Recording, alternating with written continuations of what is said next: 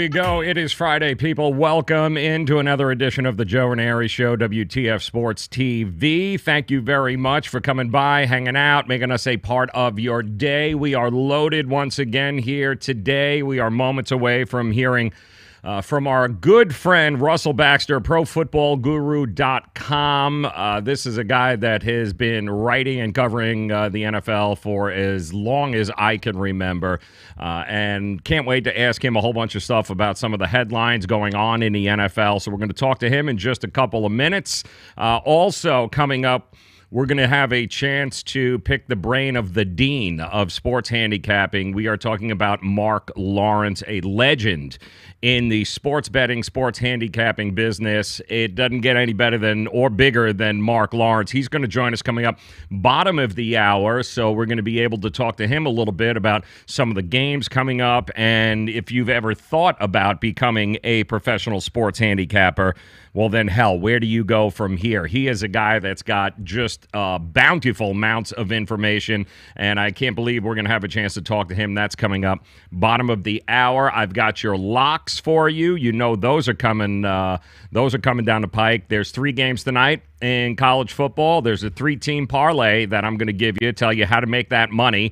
Not to mention, there are 3 or 4 games that are really sticking out on Sunday in the NFL. The line movements are all over the place. A lot of sharp money coming in as of late. We'll tell you what games those are and what side of the bet you should be on, and that is for sure. But why don't we welcome in, I do believe we've got Jeremy, Facebook Live, joining us. Don't forget, guys, Facebook Live, Twitter, YouTube, always broadcasting live each and every, as I got a crazy-ass dog hair hanging down in front of me. We always broadcast live Monday through Friday, 4 o'clock here. You can always catch it. You guys know where it's at. And the beauty of this is if you don't have it here, where you're not seeing us live, don't worry about it. You got the replays. It's available every day as soon as the show is finished with. But now, let's not wait any longer. Let's bring in the man behind the man behind the man.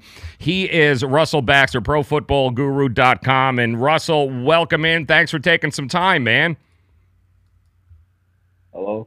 Oh, hey, how are you, Russell? You all right, my man? Yeah, can you hear me? I can hear you, man. I can hear you. How are you?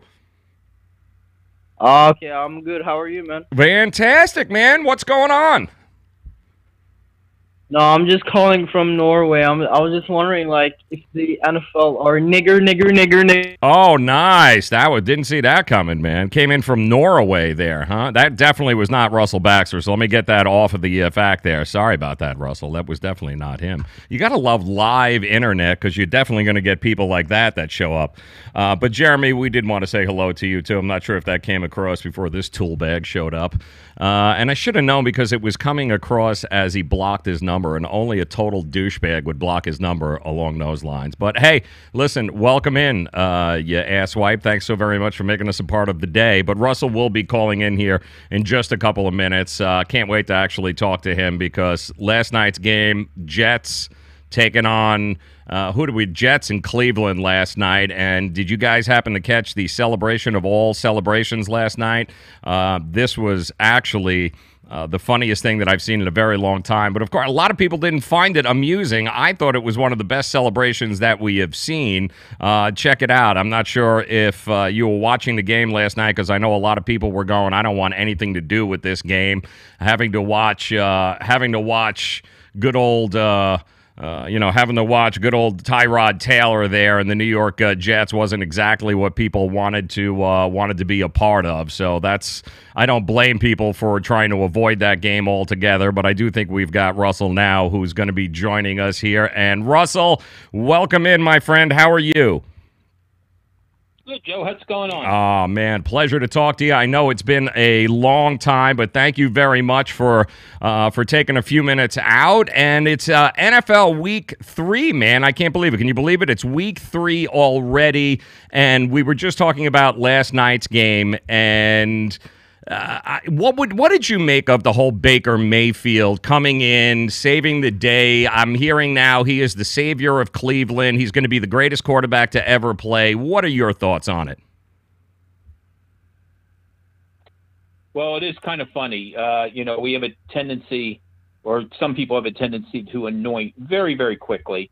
The same mindset when it came to Sam Darnold after week one. The Jets win 48-17. He throws a pick six on the first play. They rebound, and he rebounds. And now all of a sudden coming crashing back to earth. The thing about the NFL is you have so much time to talk about it afterwards.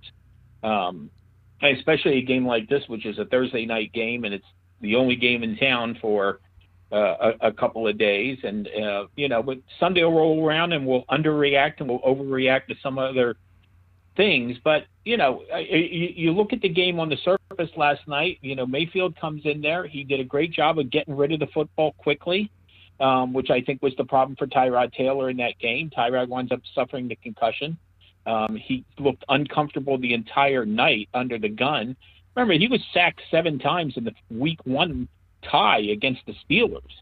So, that's not a great offensive line with the Browns. It's still kind of trying to find itself and so on. But I think they made some adjustments in the second half. I think maybe the Jets weren't really prepared for what they were going to see in terms of Mayfield. But, the whole team stepped up. And, it's got a pretty respectable Browns defense. Now, are they getting ready to run the table? I don't think so. But, I understand the excitement, and a lot of that excitement, obviously, is for a team that had not won a game since week 16 of 2016. Yeah, absolutely. Russell Baxter joining us, ProFootballGuru.com. And then, on the flip side, for all the excitement that Baker Mayfield is bringing to the table for the Cleveland fan base, we've already got our overrated or complete failure now with Sam Darnold. I mean, it's still a rookie, and it's amazing to me how the overreactions are so crazy on both sides here. Baker Mayfield's great, and now Sam Darnold is a bust. What did you think? What do you think they've done, the Jets, so far with Sam Darnold? How do you think they're handling him? I think they're handling him just fine. You think of the irony. You're either a bust, as in disappointment, or you're a bust in the Hall of Fame. There is no happy medium. Right. When it comes to a lot of these guys. Yep. And listen, the Jets were a 5-11 team each of the past 2 seasons. It's almost as if there are many people, both fan-wise and even in our profession, who refuse to accept the notion that this is not a one-man game. Okay? This is not about picking up the NFL schedule and saying which quarterback is playing this week. Okay? That would be great at the U.S. Open. Okay? That would be great at the U.S. Open in tennis and golf of who's playing this week. You have to have all the parts. You have to have cohesion. Okay? So the Jets last year, which had some defensive holes last year, okay, had to fill one this offseason with Avery Williamson coming in to fill in for Demario Davis. This is a team that is, let's see what that would be, 10-25. 5, yes. I'm sorry, bad math by me. 11-24 the last 3 years. So expecting Sam Darnold to come in here and just right the ship is kind of unrealistic as well. So, but again, the knee-jerk reaction to what we see, I think the Jets are doing a fine job with. And listen, even in what turned out to be the loss last night, you look at Sam Darnold, and one thing you notice with Baker Mayfield, and you notice with some of these young quarterbacks, it's almost as if, Joe, they look more comfortable on 3rd and 4th down than they do on 1st and 2nd down. Yes, absolutely. Yeah, it was very noticeable last night as well. Darnold, before he threw the game-ending pick, Sam Darnold completed, I believe, a terrific pass on 4th down to keep the drive alive. Mm-hmm. And I think, too, the Cleveland coaching staff did a better job of kind of taking the training wheels off of him and saying, all right, go out, do what you do, which a lot of times is extend plays and get out of trouble and throw the ball downfield. And it did appear, though, that the coaching staff for the Jets were just going to scream to death the Cleveland Browns, and that's about all they trusted Sam Darnold to do. Did you get that impression as well? Well, yeah, and I don't know if it was so much trusting Sam Darnold, but not trusting their offensive line. Good point. And, of course, the screen game provides you with a couple of aspects. For the offensive lineman, that means they could run downfield and not have to block Myles Garrett. That defense has gotten out after Ben Roethlisberger and Drew Brees the first two games. Okay, so Greg Williams, who's one of the obviously more aggressive defensive coaches in this league, a head coach at one time, obviously with the Saints for a spell as a defensive coordinator, very aggressive. They went out and, people scratched their heads a little, Joe, about not getting Bradley Chubb. They went out and drafted Denzel Ward with the 4th overall pick. He's been sensational. Yes, he has. The first 3 weeks. He had a big play in the game last night. Yep. So they got the right pieces for what Greg Williams wants to do. Now they just got to get the offense to complement the defense. And that last night, there were a lot of bubble screens. There were a lot of quick passes to the outside. That was to get the Browns either, and the draw plays inside as well. They wanted to take advantage of the Browns' aggressiveness. And a lot of times you can diminish a pass rush by making them think that you're going to drop back and pass and then handing off the ball. So kudos to the Cleveland defense, which has a bunch of takeaways in the first 3 games. By the way, last year in 16 games, the Browns forced only 13 turnovers. Yep, you're going to be able to win some games if you continue to do that. Russell Baxter joining us, ProFootballGuru.com. That's where you can see him also on Twitter at BaxFootballGuru.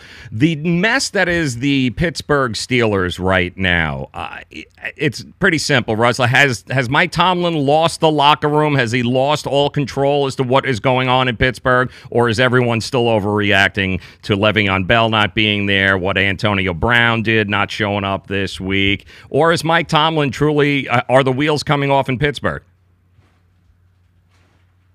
I don't think the wheels are coming off, but they got to do something to fix that defense, Joe. I mean, that's really the cause of angst. The team went 13-3. They won the AFC North. But think about what we've seen from the Steelers defensively. The last 2 games they played at home. And think about this. I mean, I've been watching football for a long time, obviously going back to the late 60s, early 70s, and obviously I'm not going to start talking about the Steel Curtain. Right. But to lose home games 45-42 and 42-37, that doesn't – I mean, that's – that might be the Pitt Panthers basketball team, okay? That's what we've seen at Heinz Field the last 2 times. You go back, and it actually started even before Ryan Shazier went down with the neck injury, okay? And now, obviously, his football future is in question, although he's, doing very, very well, obviously, rehabbing and so on. The Steelers' defensive unit, Joe, in the last 9 games has given up 32 touchdowns. Wow. Okay? Remember, they survived a game at home against Baltimore late in the year, 39-38. They survived a game against the Green Bay Packers on a Sunday night without Aaron Rodgers, 31-28. So even in these wins, and sometimes the wins mask the problems, this team has given up a bunch of points, and it's about 27.5, I think, points per game the last 9 games. They were giving up 16.5 their first 10 games last year. So you see Pat Mahomes come in and throw 6 touchdown passes and be laser sharp against them. And this was think about this as far as defensive problems. This was a team last year that led the league with 56 sacks and still couldn't cover anybody. Crazy. Yeah, absolutely. It's been just an unbelievable 3 weeks thus far in the NFL. Storylines all over the place, drama all over the place, and maybe no more drama I wouldn't want to say this is going to be a huge game, but Sunday night we've got the teacher versus the student. We got Matt Patricia, head coach of the Detroit Lions, now going to take on his former teacher there in Bill Belichick and the Patriots. And the rumors are already flying with Matt Patricia. Not the players just aren't adapting. They're not buying what he is selling. Is Matt Patricia truly in trouble in Detroit, or should we all just breathe and give them a little bit of time? After all, they do have Matt Stafford as a quarterback. Yeah, they do. And they also have Bob Quinn as a general manager. And Bob Quinn of course, is familiar with Matt during both days in New England. But it is worth noting, and not all of this is on the defense, obviously, Joe, but the last 3 times Matt Patricia has taken the football field is either a defensive coordinator or a head coach. He saw the Patriots give up 41, and then the Lions give up 48 and 30. That's 119 points. Again, pick 6 with the Jets, punt return at the Jets. But last week, the 49ers, who were really kind of devoid of offensive weapons, they were up 30-13 in that game before Matt Stafford made it close. So, yeah, there's stories about, rough on the veteran players, not seeing eye to eye, et cetera, et cetera. Listen, you never know with a first-time head coach. And as you remember, in week 1, all the brand new head coaches took an L, all 7 of them, and so on. Things now starting to settle down a little. But it'll be interesting. I will say this. I saw New England last week, and I'm not surprised Jacksonville beat them. But I was surprised the way Jacksonville beat them, because Jacksonville beat them with their offense. And it wasn't sacking Tom Brady 6 times and forcing 3 turnovers. Blake Bortles thrown for 377 yards and 4 touchdowns. And even though Jacksonville turned over the ball twice in that game, they were up 21 at one time. They were up 18 at one time. Yep. It was, a pretty decisive win. So I think a lot of people were wondering about New England's offense this year. Their defense was a no-show last week. It absolutely was. And the offense, for the first time, like you said, you can ever remember, Blake Bortles and that offense without Leonard Fournette were able to carry the day and actually beat the New England Patriots. And I'm wondering, too, I want to go through with you. Russell Baxter joining us at Bax Football Guru. You see it there on the screen. ProFootballGuru.com is where you can check out his stuff. I want to play contender or pretender with you. I'm going to give you a couple of names of some teams here, and you tell me if you think they're a contender or a pretender. And we're going to start with the Miami Dolphins here in South Florida. Are they contenders or pretenders in your view? They haven't convinced me yet that they are contenders. I will say I'm surprised by their start. But if I have to choose one or the other, I'll say pretenders for now, because I think this is one of those teams that was more shrouded in mystery this offseason. They cleaned out a lot of high-profile guys like Mike Pouncey and Ndamukong Suh. And I also have to say pretenders because I'm not sure what we're going to get all season from Ryan Tannehill. Here's a guy who hadn't played football for over a year heading into the season.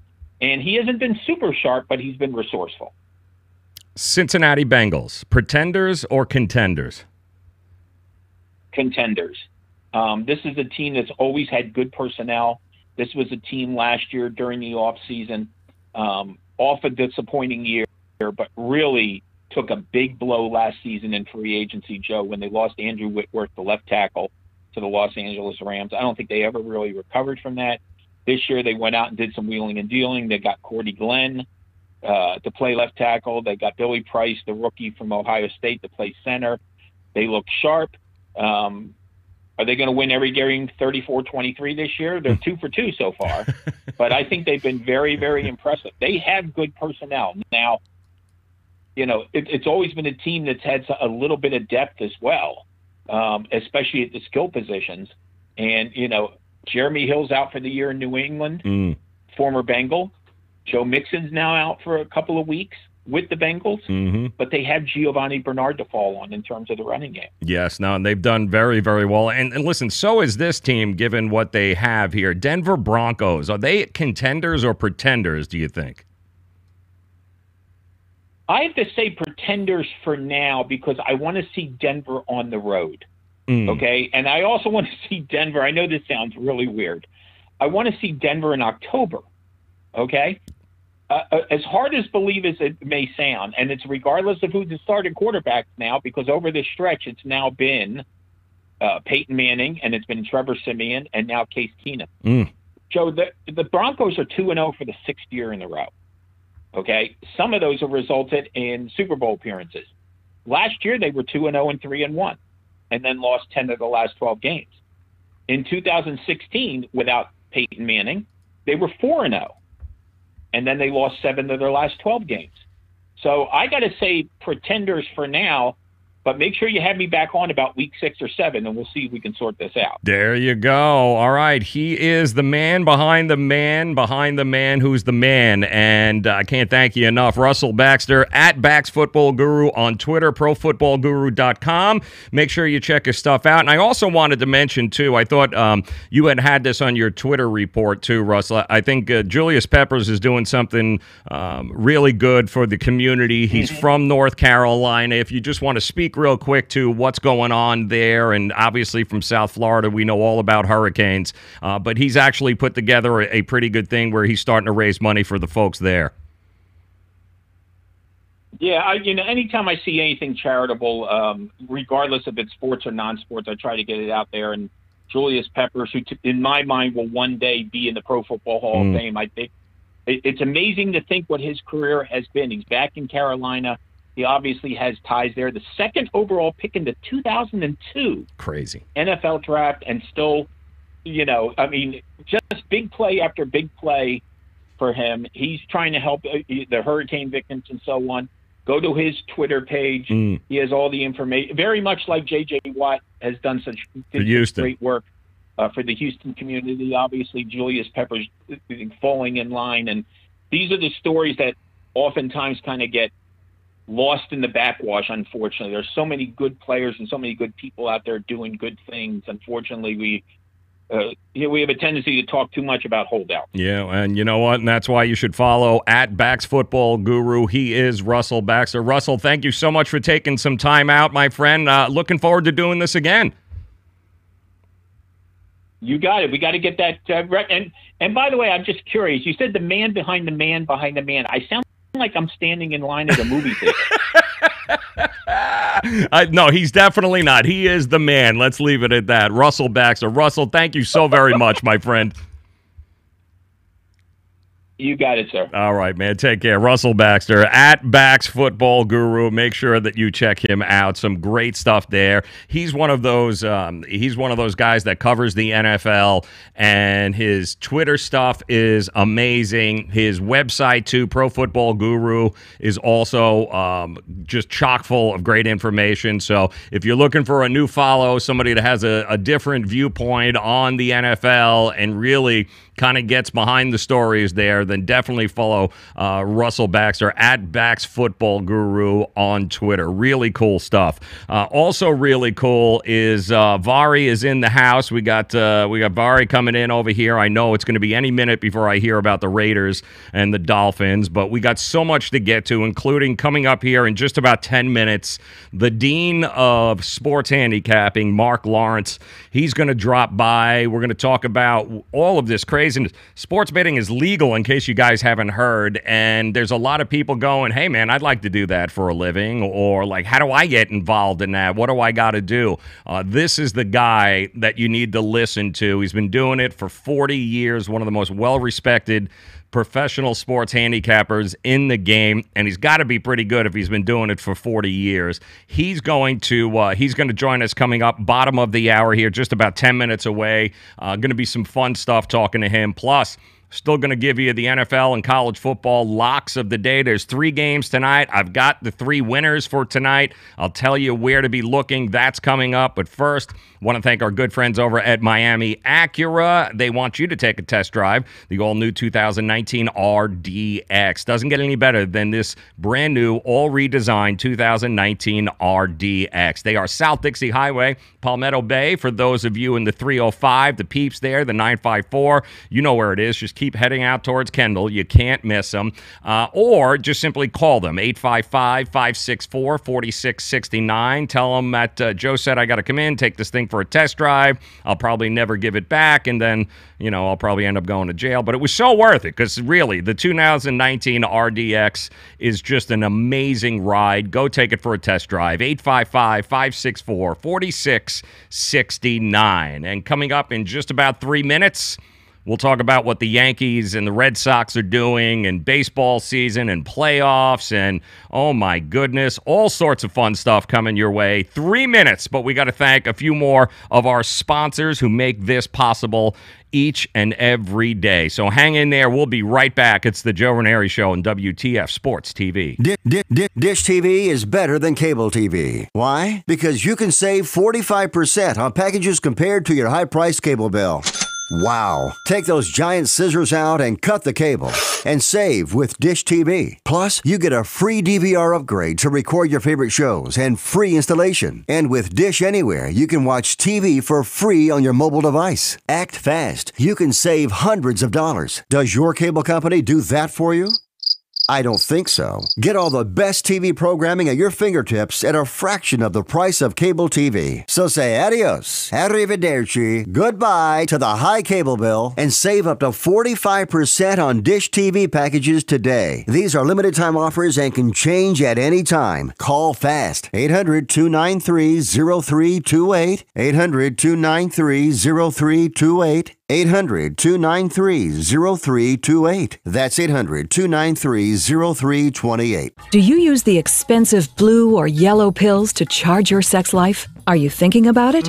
What if we can promise you the same results for less than $3 a pill? If you're paying $20 a pill for the other pills, you're getting taken to the cleaners. Our pills deliver the exact same results for less than $3. You'll save more than $16 a pill for the same results. And right now, radio callers will get 44 blue or yellow pills for $120 with free discreet shipping. You can save more than $700 off pharmacy prices. Charge your sex life now and save a ton of money. Call now and get your 44 pills and save over $700 and qualify for free shipping. Stop overpaying and call right now. 800-764-9168. 800-764-9168. 800-764-9168. That's 800-764-9168.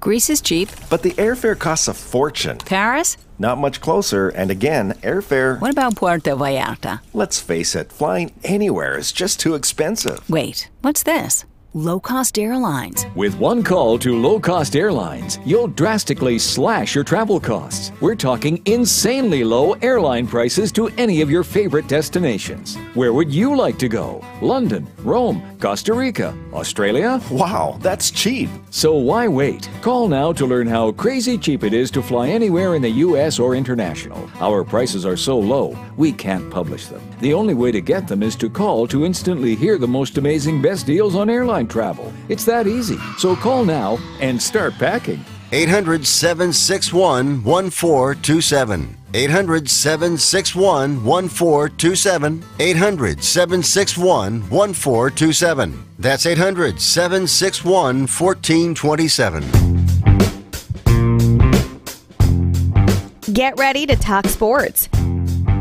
It's the Say It With Me podcast. Now here's your host, Joe Raineri. Yeah, excited. I got all sorts of bombs being thrown our way already from the lunatics in the chat rooms here. Facebook, Twitter, YouTube, streaming live to you each and every day, 4 p.m. Gotta love that. Actually, not every day. Don't count the weekends because we're actually watching the sports there. That would be Monday through Friday, 4 o'clock here. Twitter and Facebook Live and YouTube Live, all at WTF Sports TV. If you guys haven't done so, please subscribe. Pass the knowledge, pass the wealth. Share it with your friends, your family, anybody who likes sports and likes to hang out and steal corporate time by watching us. We'd certainly appreciate it. Just like Varian there, who's throwing bombs already, talking about Penn State. We got Penn State tonight. We got actually a couple of games that are... There's some meat on the bones here tonight. There's 3 games, 3 big games, a couple of must-win games for some programs here, and including FAU is tonight locally here in South Florida, the 561 Boca Raton FAU. Lane Kiffin and the boys travel into the center of the state in Orlando to take on UCF. So there's some interesting line movements with that game. We'll talk about that coming up. Don't forget phone number. It's somewhere over here. There it is, 855-WTF-2255. That is how you reach us here on the show. That's 855-WTF-2255. And I had mentioned what Julius Peppers is actually doing for the community, a guy that is definitely a Hall of Famer in Carolina. And having us here in South Florida, we know what it's like to have to deal with hurricanes, and those folks in the Carolinas and Virginia who are just trying to put their lives back together here after Hurricane Florence. We know what that's like, and trying to pass the word, because we know how important it is for people to come to the rescue and try and, help these communities rebuild after all of this flooding and that storm.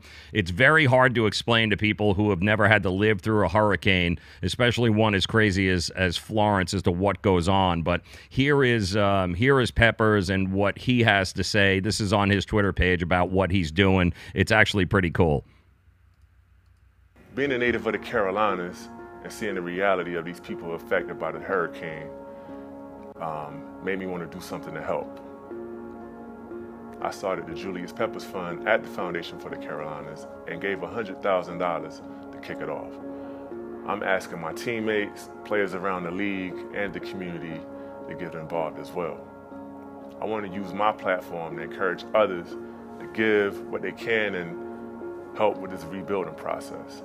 If you want to give, you can go to Panthers.com or Foundations for the Carolinas to donate. Thank you. Awesome stuff there. So if you get a chance, you guys check out his Twitter page. Go to the Panthers page. They're doing a lot for the community there, and trust me when I tell you, it's a long, tedious rebuilding process. Try to get your life back on track after dealing with a storm like Florence is not an easy thing to do. So hats off to Julius Peppers. We can spread the word. We will definitely do that. What do we got here? Jeremy joining us here, Facebook Live. Jeremy had a great time at the New York State Fair in August. The fair ended on Labor Day. Summer is officially over. Actually, I do believe the fall starts tomorrow officially, except for us here in South Florida, where that we don't know what fall is. Usually right after Labor Day is usually schools start to go back in the Northeast and around the country. But here in Florida, people have already been back to school since August. It's still hot as balls here. No way around it. There is no fall. We don't get fall until maybe November, December, and the temperatures will drop somewhere in the 70s, and we're like, oh my God, we got to bust out the hooded Parkers and the long sleeve shirts and the thermals because we don't know what to do with ourselves. That's what we're used to here in South Florida when it comes to fall. But tomorrow is officially the beginning of fall. We are about a month away from Halloween, which is even crazier to think about. Halloween is just around the corner, only about 30 days away from that. And also baseball is just around the corner. The playoffs, the World Series, and of course the Yankees last night. Oh, boy, oh, boy, oh, boy. Tanaka had been one of the best pitchers the Yankees have had thus far, especially over the last month or so. I think he had only allowed one run in his past 3 starts in the month of September. So trying not to get the Red Sox to celebrate on their home field was something we were hoping we could do, and we were hoping that he could do, and unfortunately it didn't happen that way. He got roughed up. The Red Sox just finally, they clinched it. They ended up locking up the American League East Division. They got the playoffs. They're battling now with Cleveland for a home field, is it home field advantage, I guess, throughout the playoffs, depending on what happens. And the Yankees are trying to stay ahead of the Oakland A's and even the Tampa Bay Bucks, who lost a heartbreaker last night, giving up 7 in the 9th to the Toronto Blue Jays. Just a heartbreaking loss, especially for those of you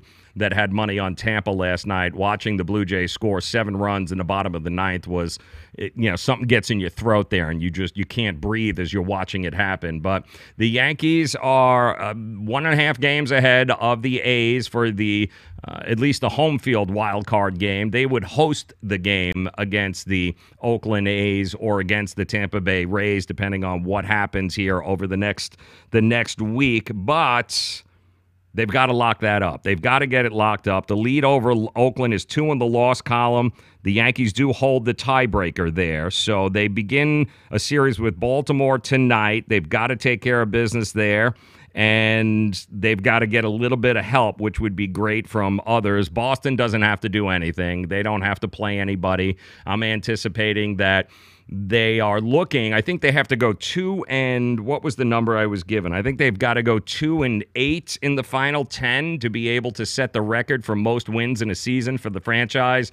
But I'm pretty sure they're not interested in doing that. All they have to do is get ready for the playoffs, and I'm assuming that's what they're going to be doing here over the next 10 days. But the Yankees, man, oh man, it's never easy. You think about a team that has the possibility of winning 100 games, and we're all questioning whether or not they're good enough, A, to even make it to the playoffs, and B, can they even win a wild card play-in your in game? Can they beat the Oakland A's in a one-off? Can they beat the Tampa Bay Rays? It's not as if the Rays hadn't owned their ass or the second half of the season. The Oakland A's, they're not intimidated by anybody. So the other big question is which one of the Yankee pitchers should start that play-in your in game? Should it be Tanaka, who has been really good the last month, who's always been their ace? Should it be Severino, who was unhittable in the first half of the year, and he's starting to come back with some better outings? Or should it be the new guy who has not lost, J.A. Happ? The guy has not lost since he was traded from the Toronto Blue Jays to the New York Yankees. His ERA is hovering around 2.5. Happ is a big game picture, and maybe more importantly, Happ keeps the ball in the ballpark, unlike Tanaka, who we have seen give up multiple home runs. We just saw it again last night. Sometimes Tanaka has a propensity to allow the ball to leave the ballpark. That's not what you want when it comes to a play game where you play and you advance, and if you lose, you go home and you start making tea time. So I'm for Happ unless I see something here from Tanaka or Severino over the next start before the end of the season. But right now, to me, I think you've got to go with J.A. Happ. He is the guy that he's unbeaten. Even before, and remember this too, the reason the Yankees went out and got him, part of the reason was that Happ owned the Yankees as a Blue Jay in Yankee Stadium. He was practically unhittable at Yankee Stadium when he was a Blue Jay. So the Yankees had that in the back of their mind. Give Cashman credit. They went out and got a guy that has a very good chance of shutting down. He pitches well in that ballpark, and he's already beaten the A's earlier this year. So to me, you got to win to be in, and if you got to do that, then I think the best chance for the Yankees to do that would be J.A. Happ to be the mound. I do think Tanaka and Severino, you can get to the American League Division Series taking on, Cleveland or taking on the Red Sox, depending on how it finishes. I like the rotation. I like the way it sets up there, but you got to win that game in order to advance. And right now with the Yankees, the best person to do that in the lineup, in the rotation, is J.A. Happ. So we will see how that goes there.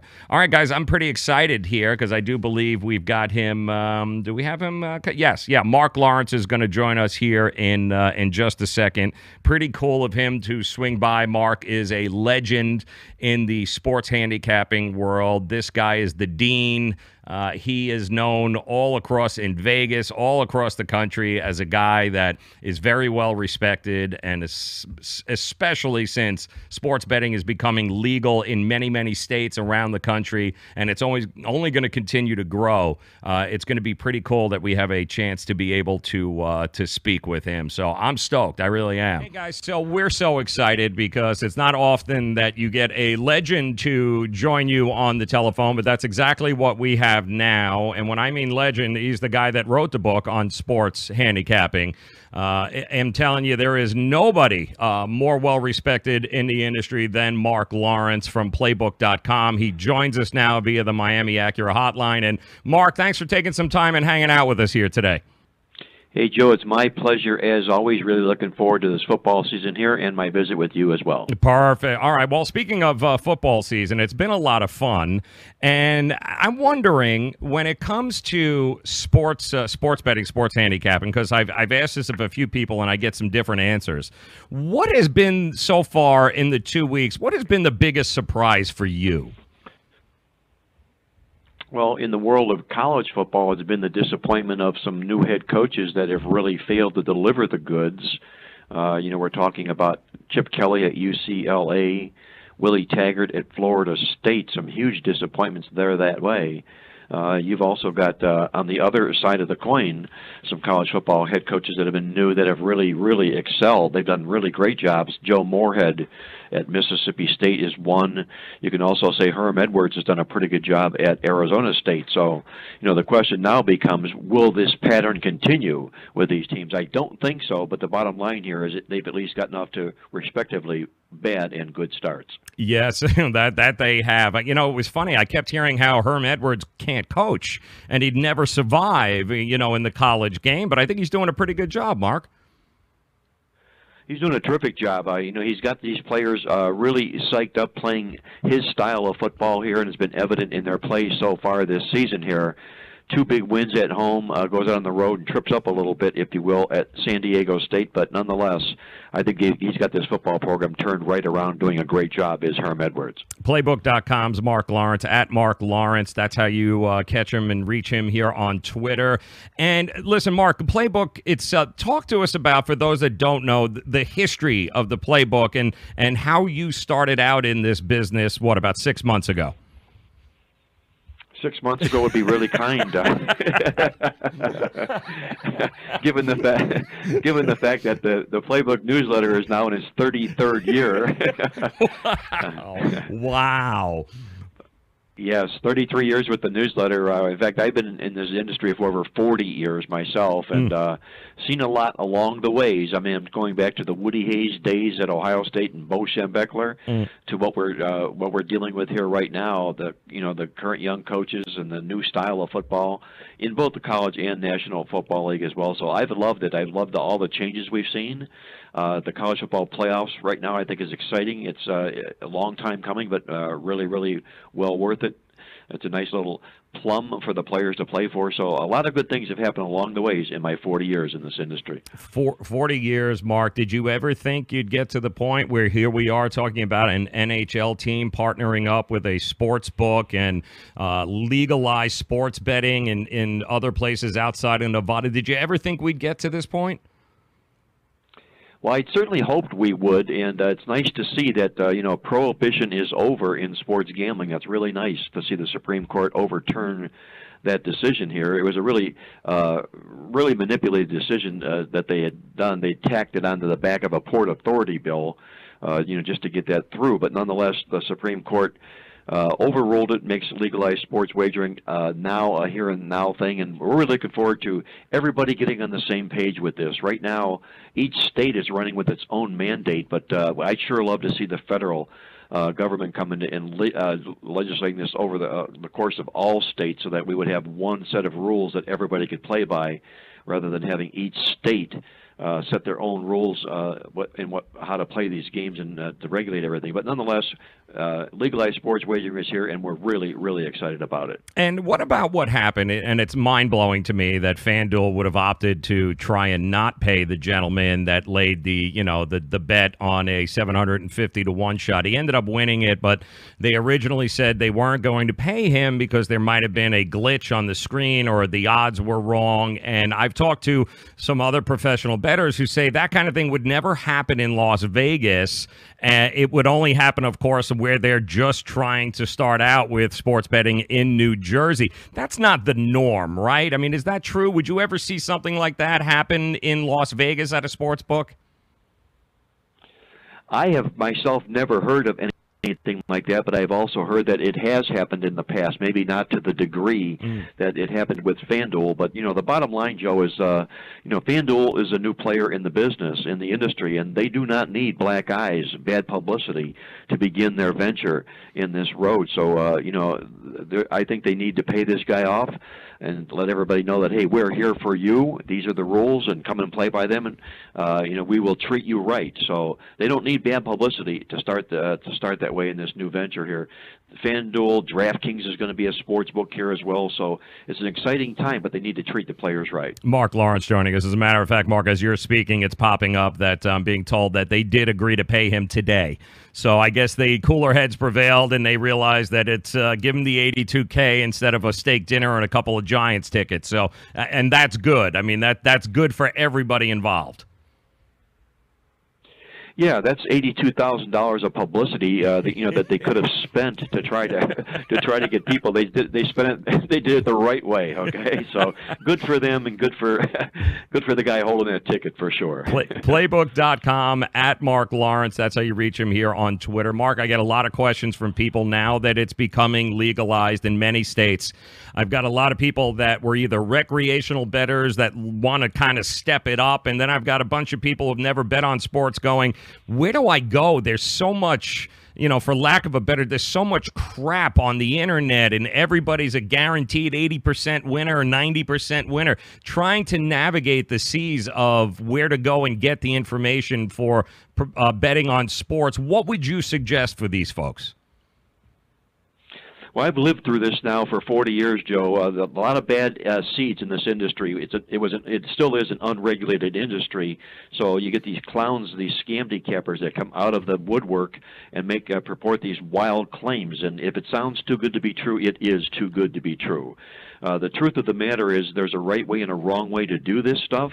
It's really tough to overcome 11 to 10 odds in wagering. And to do that, you have to win 52.4% of your bets just to break even.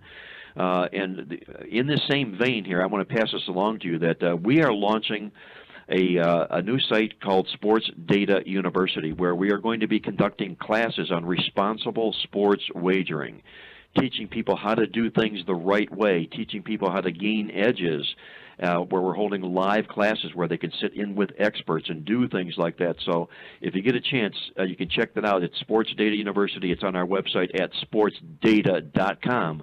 It's in a beta mode right now, but it's coming here real soon, and it's going to be a real exciting project. We're looking forward to that. So almost even like taking an online class. That's kind of what you got going on there. That's exactly what it is. You go online to earn degrees for education, and we're going to be doing the same thing for sports wagering to teach people how to do things the right way. What the NBA does not need, they don't need people betting on their games, losing their houses, their wives, becoming addicted to the sport. It's not going to be a good image for the NBA. In fact, I had a conversation with Adam Silver about this, and he concurs that there needs to be some platform for legalized sports wagering, responsible sports wagering. So, I listened to him, and we're going to do just that. We'll be launching sportsdata.com here in the very near future. Love that. At Marc Lawrence joining us.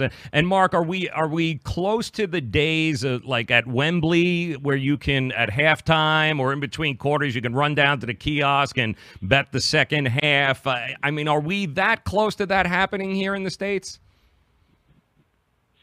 Very close. What's going to happen, Joe, to make this thing a home run for everybody is all sports wagering is going to basically, when I say all, I'm going to talk to the majority, is going to occur on apps, sports apps or kiosks, where people are going to have easy access to make their plays instead of having to drive down to, let's say, Gulfstream Park, if and when that comes to be the case. Get in line and make your plays there that way. People love convenience, and they're going to be able to do all their sports wagering on their telephone, on an app, with the sports book right on their app. That's what we're going to see here. And also, but the advent of in-game wagering is here right now as well. That's the most, in fact, the truth of the matter is there's more handle in Las Vegas on in-game wagering than there is betting the game itself these days. People just love the action. They love getting on the games and being able to bet play-by-play on exactly what's going to happen and how the game's going to unfold. So, there's a lot of nuances to that, and, people are going to have to learn how to become in-game wagering specialists as well. And that's what we're going to end up having to teach people at sportsdata.com. And that's why it's so important, and I'm so glad you agreed to come on, because we get so many questions about people on what direction to go. And it's, if you're going to do this, then you need to do it the right way and get surrounded by the people who have been doing it for 30-some-odd years that understand the nuances. So, you ultimately have to decide for yourself what's good and what's not good. But when you have guys that you can follow like Marc Lawrence, you're on the right track to becoming a very responsible sports bettor. And really, at the end of the day, like you said, the NBA, MLB, and that's what they need. They need responsible sports bettors, not the other shoe to drop. Unquestionably, that's what's going to make it work for everybody. And in the 40 years that I've been in business, our MO at Playbook has been to help teaching people to make informed decisions, and that's exactly what we're all about. So, we do this basically because if we teach people how to become successful at sports wagering, it's like teaching people how to fish. Rather than throwing a fish to them and let them eat a meal, we'd rather have them learn how to become a good fisherman, learn how to really approach the game the proper way, because that'll keep you in the game longer. It'll be more profitable, and you'll enjoy it in the end. Marc Lawrence joining us. All right, I got to ask before I let you go here one question. There was a parlay winner, William Hill, Vegas, 84,000 and change, ended up picking the entire damn card correct. And I've got to ask you, man, when you get to that Monday night game, he had Chicago, but as a bettor, as a professional bettor, Mark, are you borrowing as much money as you can to hedge that bet on Seattle, or are you going, you know what, I'm 14 for 14, I've already picked Chicago, I'm going to stay with Chicago? Well, I'll say this first of all, Joe. If you're playing 14-team parlays, you probably don't have the resources to hedge that bet. Okay?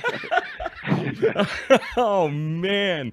That is. But if you do, you got 14, how do you play that? Like, what do you do on that Monday night game?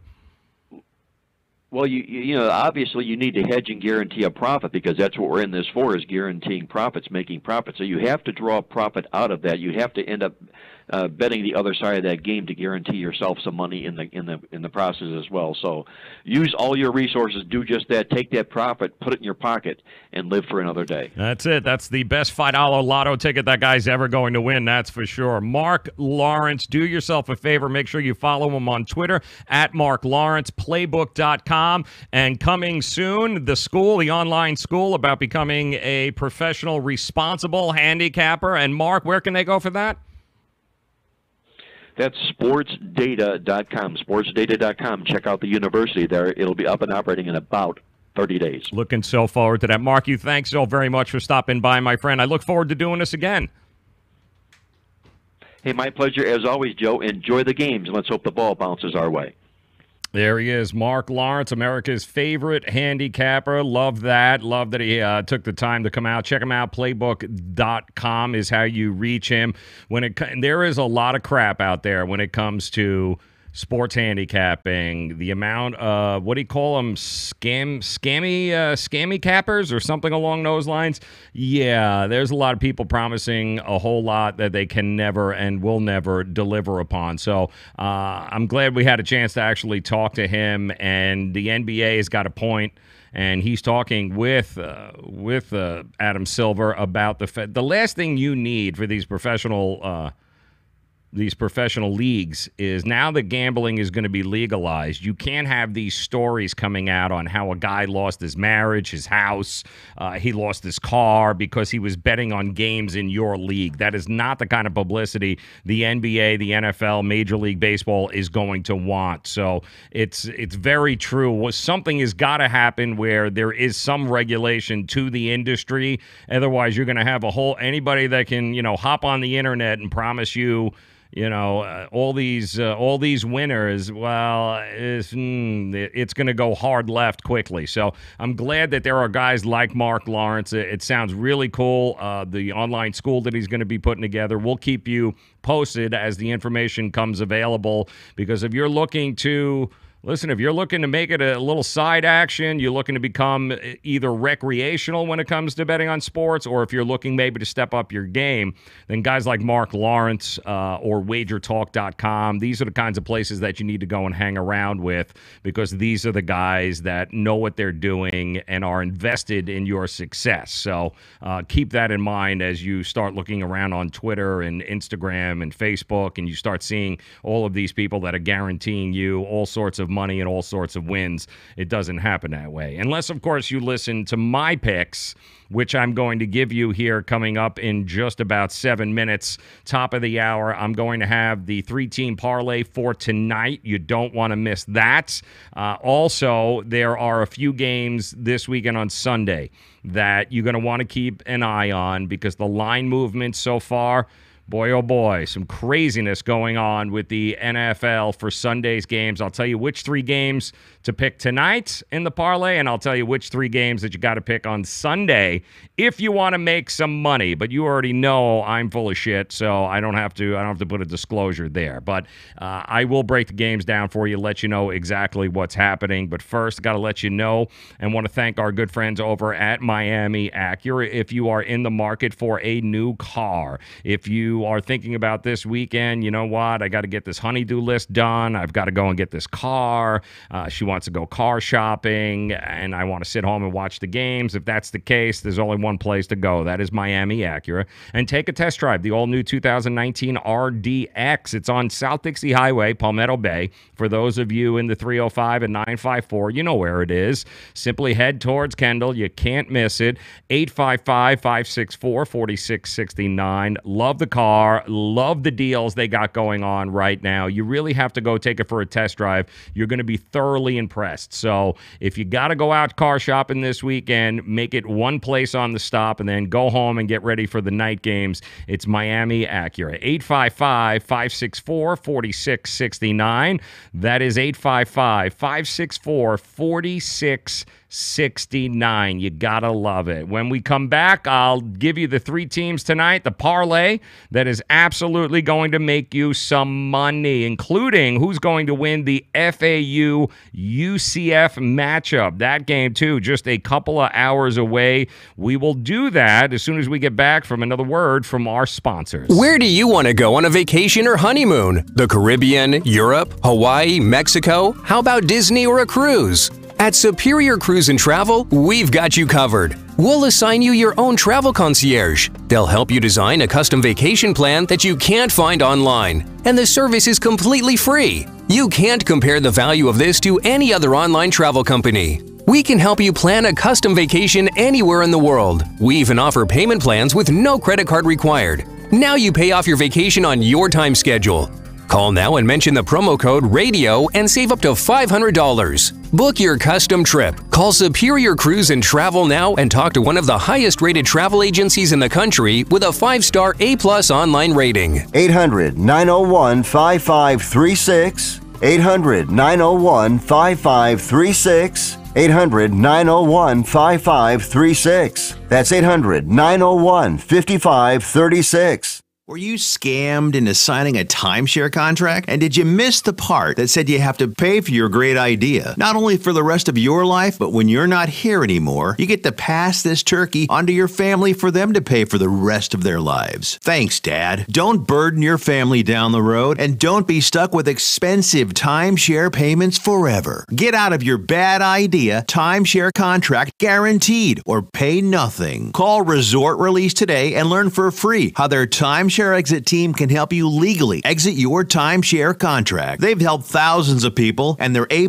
rated with a BBB. So if you feel scammed, get mad and get out of your expensive timeshare contract right now, guaranteed. Call NOW. 800-898-0816. 800-898-0816. 800-898-0816. That's 800-898-0816. Back pain doesn't take vacations. It never celebrates holidays. It's on the job 24/7 to keep your life exactly where it is, in limbo. But it doesn't have to be that way, because Laser Spine Institute can help you take back your life from chronic neck and back pain. With a less than 1-inch incision, our minimally invasive procedures have provided relief to over 60,000 patients medications with a 97% patient satisfaction rate. So get ready to stand tall and live the life you've imagined for yourself without pain. Are you or a loved one suffering from a bulging disc, herniated disc, spinal stenosis, pinched nerve, or degenerative disc disease? Call our spine care consultants now for a no-cost MRI review and to learn more. It's time to say goodbye to chronic neck and back pain. What have you got to lose? Laser Spine Institute, the leader in minimally invasive spine surgery. Call 855-720-BACK. 855-720-BACK. 855-720-BACK. That's 855-720-BACK. Don't be such a pussy. Subscribe to the Say It With Me podcast with Joe Raineri on iTunes today. Damn. Girl laying it down here. Just laying it down. Where is my video here? Here it is. One of my favorites. He's got a couple. Ooh. Oh, boy. And that'll draw a flag. Oh, yeah. See, I don't know. You used to be able to just wipe your ass in a football game with the ball and there'd be no harm, no foul. But apparently it is the no fun league, and that is what happens. You're not allowed to go ahead and use the football as toilet paper anymore. Isaiah Crowell for the New York Jets last night after he scored, I believe that was his second touchdown against his former team. Well, the flags came out, and boy, oh boy, people were getting all bent out of shape. How disgusting. How terrible. Oh, boy, it's a no fun league. You know, you should be allowed to wipe your ass with a football, okay, after you score a touchdown. If you don't want me to wipe my ass with the football, then keep me out of the end zone. It's just my opinion. I could be wrong there, but maybe the last place that I want to see political correctness is on a damn football field again. Welcome in. Happy Friday to you. We're going to make you some money here coming up in just a minute. Going to tell you what the three-team parlay for tonight is. UCF, FAU going head-to-head. Penn State taking on Illinois, and then, of course, tonight we got Washington State taking on USC. Clay Helton needs a win, has to have a win at USC, or it's going to be a long, long night for them. Do want to see, what do we got here? We got all sorts of people chiming in. Vari chiming in, telling us that I like Houston. I like the over in Houston at Texas Tech. All right, not a bad. It's an interesting game there. You've got two teams that can score probably 100 points apiece. Not bad. Absolutely not bad there. I do kind of like that pick. And before you... And I'm already getting it on Twitter and social media. I'm already hearing it too. So yes, guys, I know the Jets lost. Sam Darnold was less than spectacular. I had to deal with this last night, which was not great, which kind of annoyed me. Off the edge, little trick play and a throw to Baker Mayfield to tie the game from Jarvis Landry. Yes, I know. The Cleveland Browns haven't won a game since Clinton was president or something along those lines. Obama, it's been 600 days. I know. Listen, Cleveland, kudos to the Cleveland Browns. Too good a team. Honestly, if the New York Jets had 48 number one picks over the last 2 years, then I'm thinking they might have been able to roster some pretty good people too as well. But let's not forget, the Jets are 10-24 over the last couple of years, and the idea that Sam Darnold would come in and just flip a switch here on this organization's not fair. We talked to Russell Baxter, ProFootballGuru.com. We talked to him a little bit earlier. Listen, they've got real players on defense. They also have some real players on offense. Jarvis Landry stepped up his game last night. Carlos Hyde stepped up his game. Everybody on that team stepped up the minute that Baker Mayfield came in the game, which is perfect. It's kind of hard not to root for Baker Mayfield, right? I mean, the kid he bounced around Texas Tech, Oklahoma, was told he wasn't going to start. The kid is a fighter. I think he's perfect for the community in Cleveland. He's perfect for the Browns. He's pretty damn accurate with the ball, and he's able to he has no problem being able to get himself out of situations he shouldn't be in and making something happen. And I thought the coaching staff, Hugh Jackson, they did a great job of taking the training wheels off and allowing him to throw the damn ball, throw it downfield. I can't say the same for what Jeremy Bates and Todd Bowles did with Sam Darnold for 3 games now. It appears they just won't take the training wheels off, and it's like screen heaven with Sam Darnold. They think they're going to out-screen everybody.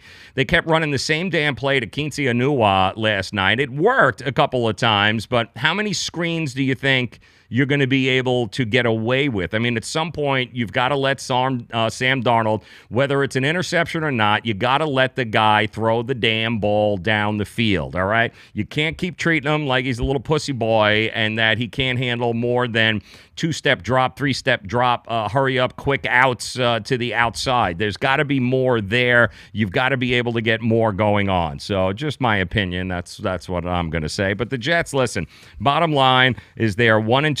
That was 3 games in 11 days on a young team. They're going to have some time off. So let's see what happens here moving forward. The Jets are not going to be a walk in a park for anybody anytime soon. So we'll keep an eye on what the Jets do moving forward. We've got some games tonight, and I wanted to also get you this story. I don't know if you guys had seen this, and let me just check some. Let me make sure that this is still going on here. So hold on one second. Let's see. Is he still here? Yeah, we still got them in there. Okay, so there was a report last night, and I don't know if you guys heard this, but it doesn't surprise me, speaking of sports wagering. There is a report out that Mayweather, right? Mayweather, did you guys hear that he was rumored that he wants to come back and he wants to fight Manny Pacquiao again? Like, who in the hell is going to watch that fight?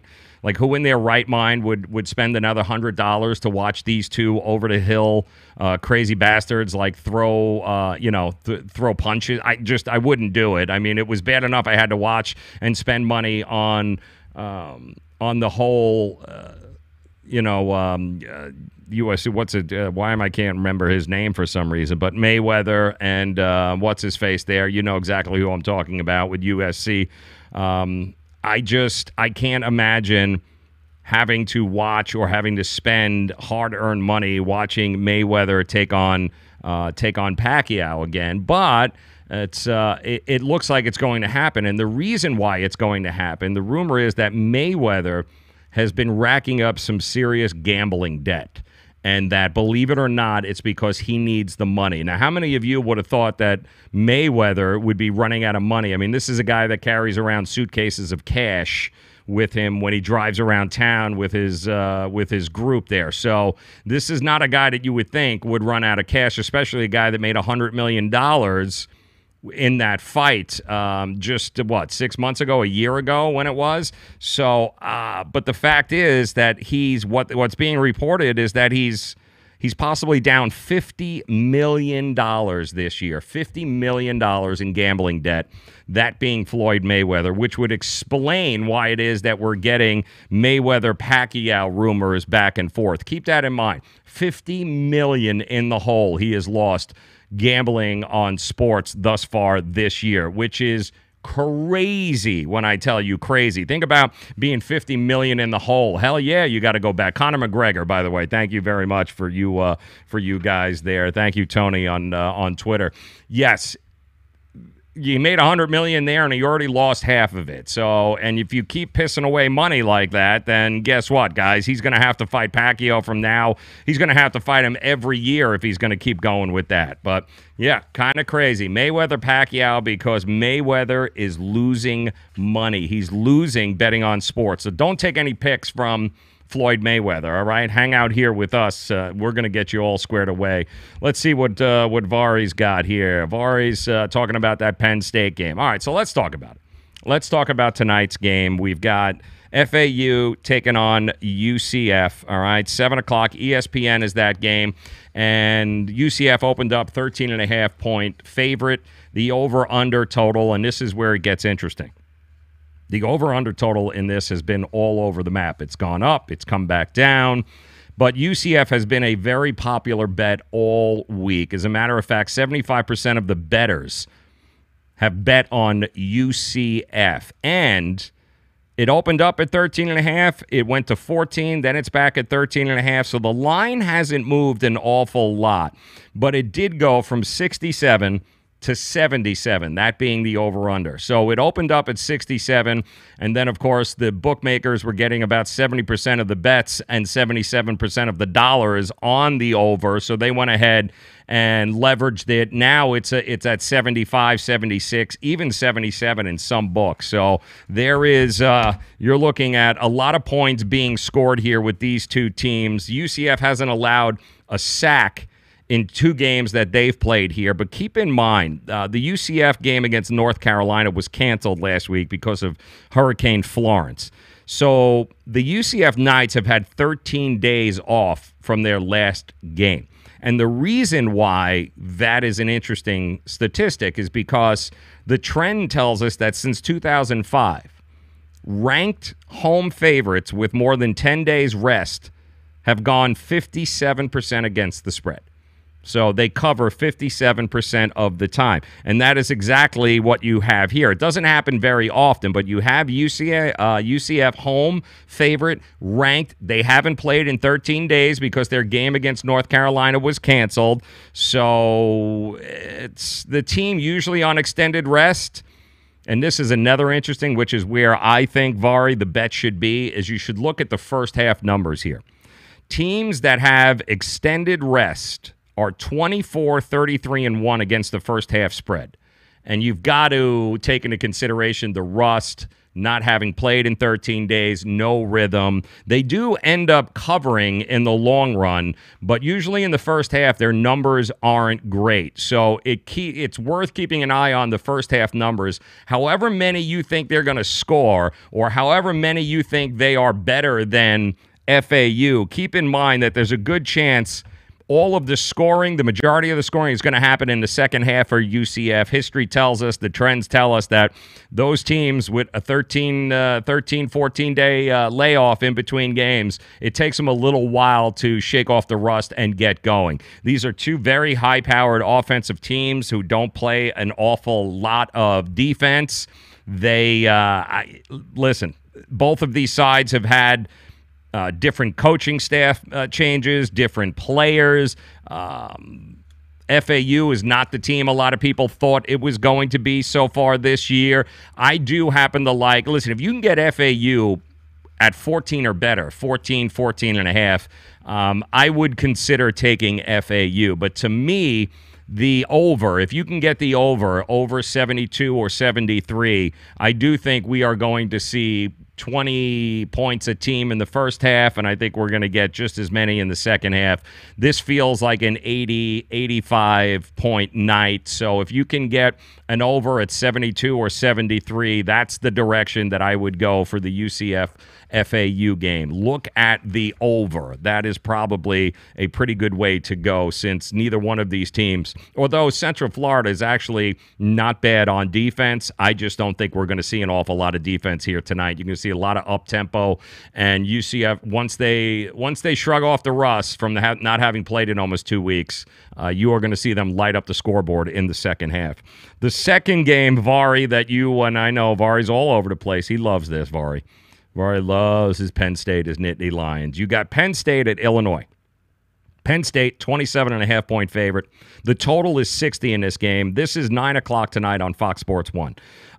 Bettors are pretty much evenly split on this game. The money that has come in thus far this week has only moved it maybe a point in Penn State's favor, meaning that I have seen it as high as 28, them being a 4-touchdown favorite, to as low as 26. Right now, it's at 27.5. The over is what has actually seen the bigger line change. The dollars have come in on the over. So right now, they went from 57.5 to 60. 64% of the bets, 72% of the money is coming in on the over in this game. And right now, it's at 60, the over-under. So keep this in mind. I think Penn State has got that situation where they may be looking ahead to next week, which is Ohio State. Illinois is a step up in competition here. They are actually a pretty halfway decent team. Penn State has not offensively been what many people thought they were going to be. Trace McSorley is only completing about 51% of his passes so far. So it's not a great spot for Penn State Friday night. And the trend that stuck out to me in this game is that two conference teams face off non-Saturday. The under has hit 58% of the time. That's right, 58% of the time. So you've got two conference teams here not playing on a Saturday. It's a Friday night, and usually what happens there is the under is the right play. So if this game was played or when these types of games are played in October, the under is even better. The under is over 61%. So keep in mind that this game on a Friday night is not as if it was being played on a Saturday. The trend tells us that, Yeah, they're not a great offense, Penn State. The defense will step up. Illinois is not exactly they got people suspended. They've got hurt. It's kind of hard to measure what Lovie Smith has got going on there in Illinois. But if you were going to look at this game, I don't know that they're 4-touchdown favorites, 28. I would look at Illinois, and I would look at the under in this game if I was you. So, Vari, I'm with you. I think 27.5 is just way too high, especially for a Friday night game. And the fact that Penn State is going to be looking ahead till next week when they take on Ohio State. So I like the under, and I like Penn State not to cover in this game. I just think that's way, way, way too much. So... and the game is the line is it's been around 4 touchdowns all week long. Also, keep this in mind: ranked teams and favorites. Okay, on non-Saturday games in prime time. Yeah, we got a lot of people. It doesn't look good for Penn State, the favorites there. They only cover about 46% of the time. So the numbers and the trends all point towards Illinois. Take the 28 points. And if the number is 60-61 over under, then definitely go with the under. And then the last game tonight is Washington State at USC. USC has not been able to cover anything in its first 3 games. They're 0-3. I don't want to say it's a must-win game, but I'll be damned if it's not a must-win game for the USC Trojans here. They have to be able to pull off a victory at some point in the game. Will they do it tonight against Washington State? USC is laying 5. The total is 51. I don't like Clay Helton. I think he's way overvalued. I think he's in over his head. I don't like his coaching. I like his recruiting even less. It's not good. Teams who have not covered or spread in a season, and if they are listed as home favorites in a conference game, they're 40%. They're 40% covering the spread. This is 4.5, 5 points for USC. I just don't see it happening. I get a better coach team, and I've got a USC team and I also have trends in my favor, but I've got a USC team who hasn't covered, who is pointing a lot of fingers. And, by the way, they're missing their 2 starting safeties, Isaiah Palomao, shoulder surgery, and Bubba Bolden is on suspension. So they're going to be a little bit light in the secondary. They've also got some issues on the defensive line. So I'm just telling you, if you're gonna spend the money here tonight, Washington State, to me, is a better way to go. I don't think there is any way that USC is 5 points better than Washington State. I just don't see it. Yes, it is at USC. They're on home, but it's not as if Washington State is coming from New York and flying out to the Coliseum. It's not that far a distance to travel for Washington State. Keeping it in the Pac-12, I'm all for Washington State. So if you're looking for a parlay tonight, it's very simple. Take the over if you can get it, 71-72. Take the over in FAU, or take FAU if you can get plus 14 or better against UCF. Take Illinois getting the points, 28 points. Take the points. There's no way Penn State's going to beat them by 4 touchdowns. And then in the night game, be all over Washington State. Washington State getting 5.5, whatever you get.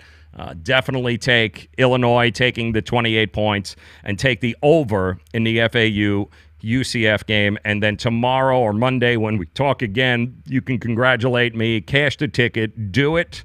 I'm telling you right now, it's going to happen tonight. Win those 3 games. When we come back, I'm going to go ahead and lay out just a little more information for you in the NFL. I've got 3 games that are a must-play in the NFL. I will share those with you. We'll do that coming up next. But first, we've got to get a little love for our sponsors. And if you guys haven't done so, please support the sponsors. They make this happen each and every day during the week, 4 p.m. when we go live. So if you want to jot a number down here, throw a little love. If you happen to be looking to travel anytime soon, or maybe you're looking for a car, these are definitely low-cost airlines, Superior Cruise and Travel, and, of course, Miami Acura. Jot those numbers down. Show them a little love. Tell them that you heard it here on the Joe Raineri Show, WTF Sports TV. We'll be back with your locks in the NFL coming up 3 minutes. Why? Because you can save 45% on packages compared to your high-priced cable bill. Wow. Take those giant scissors out and cut the cable and save with Dish TV. Plus, you get a free DVR upgrade to record your favorite shows and free installation. And with Dish Anywhere, you can watch TV for free on your mobile device. Act fast. You can save hundreds of dollars. Does your cable company do that for you? I don't think so. Get all the best TV programming at your fingertips at a fraction of the price of cable TV. So say adios, arrivederci, goodbye to the high cable bill and save up to 45% on Dish TV packages today. These are limited time offers and can change at any time. Call fast. 800-293-0328. 800-293-0328. 800-293-0328. That's 800-293-0328. Do you use the expensive blue or yellow pills to charge your sex life? Are you thinking about it? What if we can promise you the same results for less than $3 a pill? If you're paying $20 a pill for the other pills, you're getting taken to the cleaners. Our pills deliver the exact same results for less than $3. You'll save more than $16 a pill for the same results. And right now, radio callers will get 44 blue or yellow pills for $120 with free discreet shipping. You can save more than $700 off pharmacy prices. Charge your sex life now and save a ton of money. Call now and get your 44 pills and save over $700 and qualify for free shipping. Stop overpaying and call right now. 800-764-9168. 800-764-9168. 800-764-9168. That's 800-764-9168. Greece is cheap. But the airfare costs a fortune. Paris? Not much closer, and again, airfare... What about Puerto Vallarta? Let's face it, flying anywhere is just too expensive. Wait, what's this? Low-cost airlines. With one call to low-cost airlines, you'll drastically slash your travel costs. We're talking insanely low airline prices to any of your favorite destinations. Where would you like to go? London, Rome, Costa Rica, Australia? Wow, that's cheap. So why wait? Call now to learn how crazy cheap it is to fly anywhere in the U.S. or international. Our prices are so low, we can't publish them. The only way to get them is to call to instantly hear the most amazing best deals on airline travel. It's that easy. So call now and start packing. 800-761-1427. 800-761-1427. 800-761-1427. That's 800-761-1427. Get ready to talk sports. It's the Say It With Me podcast. Now, here's your host, Joe Raineri. Happy Friday to you. Welcome in. Thank you so very much for stopping by, spending some time with me. Monday through Friday, we do it here at WTF Sports TV. You can get us on Twitter, Facebook, YouTube. We got a phone number up here, too, 855-WTF-2255. We always want to hear your thoughts, comments. Bring it. Certainly tell me who are your locks for the weekend. Who do you guys like? And please, don't forget, share the love, subscribe, tell your friends. Want to grow this thing to the point where, listen, this is us. We don't need no stinking, ridiculous, monopolized media companies. We've got you. The internet is free, at least in parts of it, and we get to hang out with you each and every weekday, 4 p.m. here on Twitter, of course, Facebook and YouTube. And those of you guys that are hanging out with me here, Vari and Jeremy and Ralph, along with Tony over on YouTube and, of course, on Twitter. We love you guys. We welcome you. Thank you very much for the support. I know, Jeremy, we got a little brewing fight going on here between our boy Vari and Jeremy, who apparently Jeremy thinks that the Raiders are not going to win. And the one thing, Jeremy, you never do is when you're talking to a Raider fan, tell them how they're not going to win the game. Yeah, here's what we got going on here. And then, of course, because Vari, that's it, man. He will cut you. He got no problem doing it, man. He will absolutely cut you. There is a battle brewing in the chat room on Facebook Live. If you guys haven't done so, join it. We obviously we get all sorts of comments going on in there. We get all sorts of crazy-ass people calling from all over the world. You never know exactly what's going to happen here on the Joe Raineri Show weekdays at 4 o'clock. All right. Now, if you're just joining us here, I gave you my 3-team parlay tonight. So let me go over it one more time for you because for kickoff is at 7 o'clock. You are looking at the FAU-UCF over game. And really, anything short of 80, take the over. 74, 75, 76, take the over. There's going to be plenty of points scored there. In game number 2, take 28 points. Take the 4 touchdowns. That would be Illinois getting 4 touchdowns against Penn State. Penn State is already looking ahead to Ohio State. I can assure you of that. They're not taking this team seriously, and there is no way that offense with a quarterback, McSorley, who's not even completing 51% of his passes, they are not going to light up a Lovie Smith Illinois team, although they've got some issues themselves, but they are certainly a step above Appalachian State, so, and they almost lost Appalachian State. So I don't think that Penn State is 28 points better than the Fighting Illinois there. So go ahead and take Penn State. And then the night game, the late game tonight, you've got USC hosting Washington State, and that it's a poorly coached team. It has been. I've never been a big fan of Clay Helton at USC. I always thought the guy was in way over his head, thinking that he's got absolutely no chance of being able to take this program, the historic USC program, taking it up a notch. I think you can see it in the recruiting and the players that he's got there. And now you got Chip Kelly out there that's competing and recruiting against you at UCLA.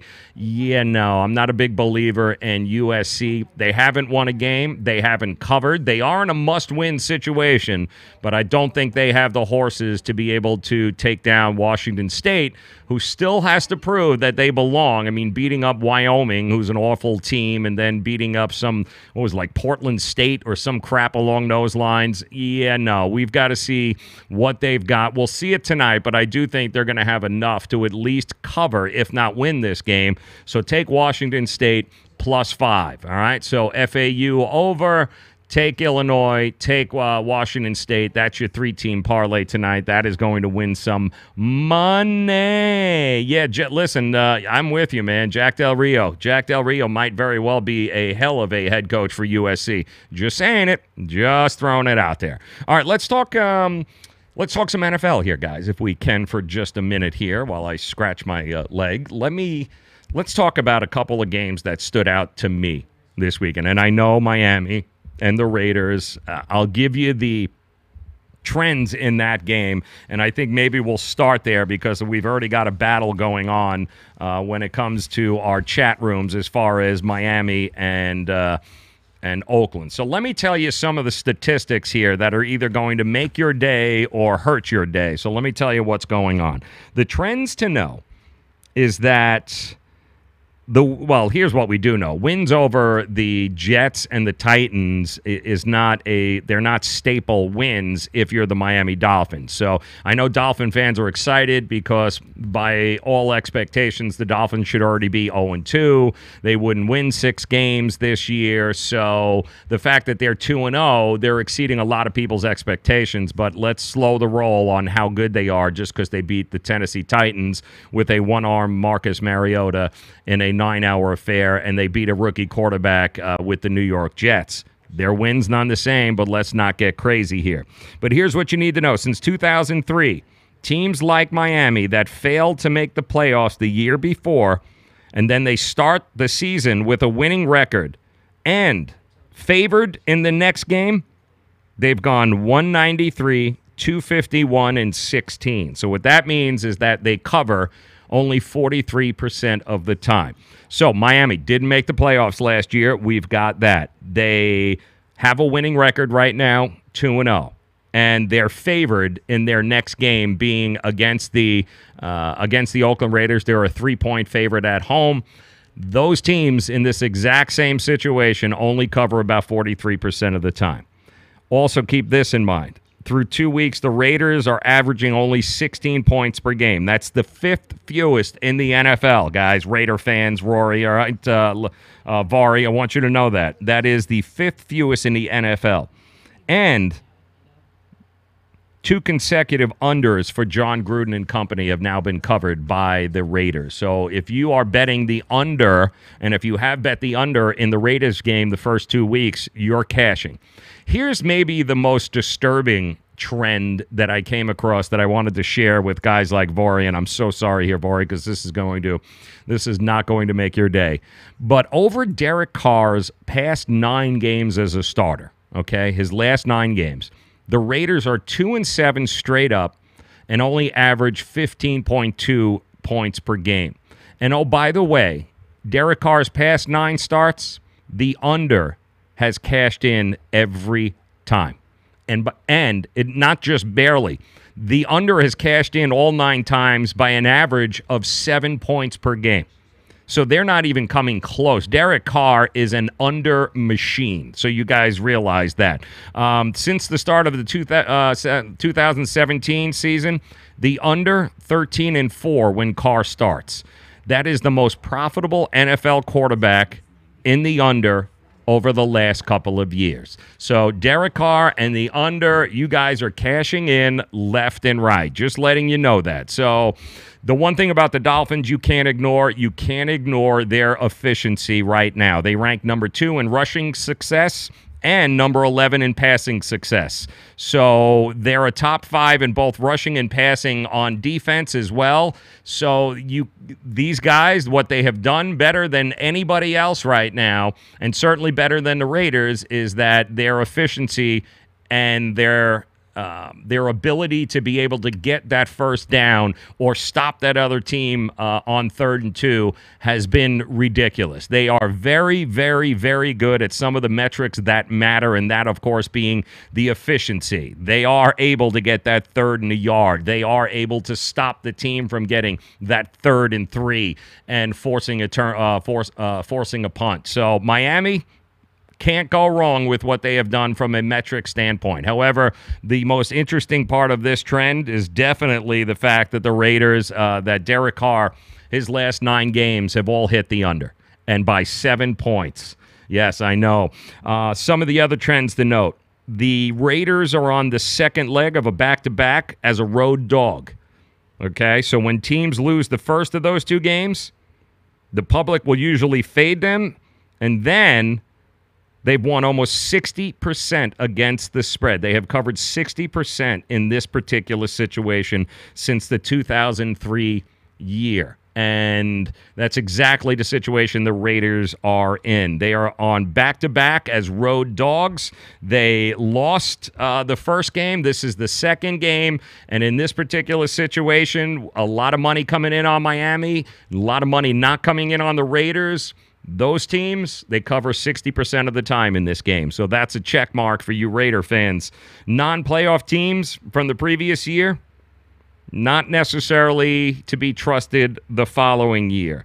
when the public backs a non-playoff favorite, which is what the public is doing right now in this Miami game, and they have a winning record, which they do, 2-0, those teams, 44% against the spread since 2003. So when you break it all down here, guys, the under with Derek Carr sounds like a winner, does it not? The under being 44.5, not a bad way to look at it. And also, playoff teams that we gave you the trends here for the Raiders. These all tend to back the Raiders being able to take advantage of this game in Miami. So the under and Miami, do what you want with those trends, but just keep in mind, Derek Carr, 9 for his past 9 in the under. Just throwing that out there for you so you know. Right? Now, does that make you feel any better there, Vari? Let's see. Vari, repeat. Oh, my God. Okay. No, I know. See, that's what you got to love about Raiders, guys. They don't care about the numbers. They don't care about the trends. They simply care about their team being able to win and kick some ass. I hear you, Vari. Let's go to, let me see here, just to make sure that any of the line movements, nothing crazy has happened here over the last couple of minutes. If you guys are just joining us, welcome in. The name, the show, Joe Raineri, and we broadcast you live 4 o'clock Monday through Friday here on Twitter. If you're joining us there, the Periscope peeps, what's up? YouTube, and of course Facebook. Although tread lightly in Facebook, we've got Dolphin and Raider fans doing battle in there, which is always fun to watch these guys go at each other. Just keep an eye on them. Pretty good stuff. But it's going to be a fun weekend in sports, not to mention the college football games tonight. You got 3 games on slate tonight. We got a whole lot of games tomorrow in college, and then of course, well, the big one tomorrow, of course, Texas A&M, Jimbo Fisher taking on Alabama and Nick Saban. What's going to happen there? I wouldn't go near that game. It's very hard for me to bet against Alabama. I think the number is still a little bit high, but Alabama just looks unbeatable. They look like a semi-pro, minor league NFL team at this point, which they do every year. So until they lose or until they show me that there is a little bit of weakness going on there, I'm trying to stay away from as many double-digit Alabama games as possible in which they are favored, and they are. Now, the NFL games on Sundays. We just gave you the statistics for the Miami-Oakland game as far as the trends go. And maybe the most glaring is that Derek Carr, 9 for his last 9 in the under. Just saying, 44.5. Keep an eye on that. There are some interesting storylines in the NFL. Number one, we've got the return of Carson Wentz. So he will be taking over the quarterback position for the Eagles this weekend. He was cleared to play. They're ready to go. No more backup quarterback situation there, even though he won you a Super Bowl. And you've got a lot of members of the public, a lot of bettors are going. Where do you want to guess they're going? Yeah, a lot of money with the whole idea of the return of Carson Wentz is being laid on the Philadelphia Eagles as we speak.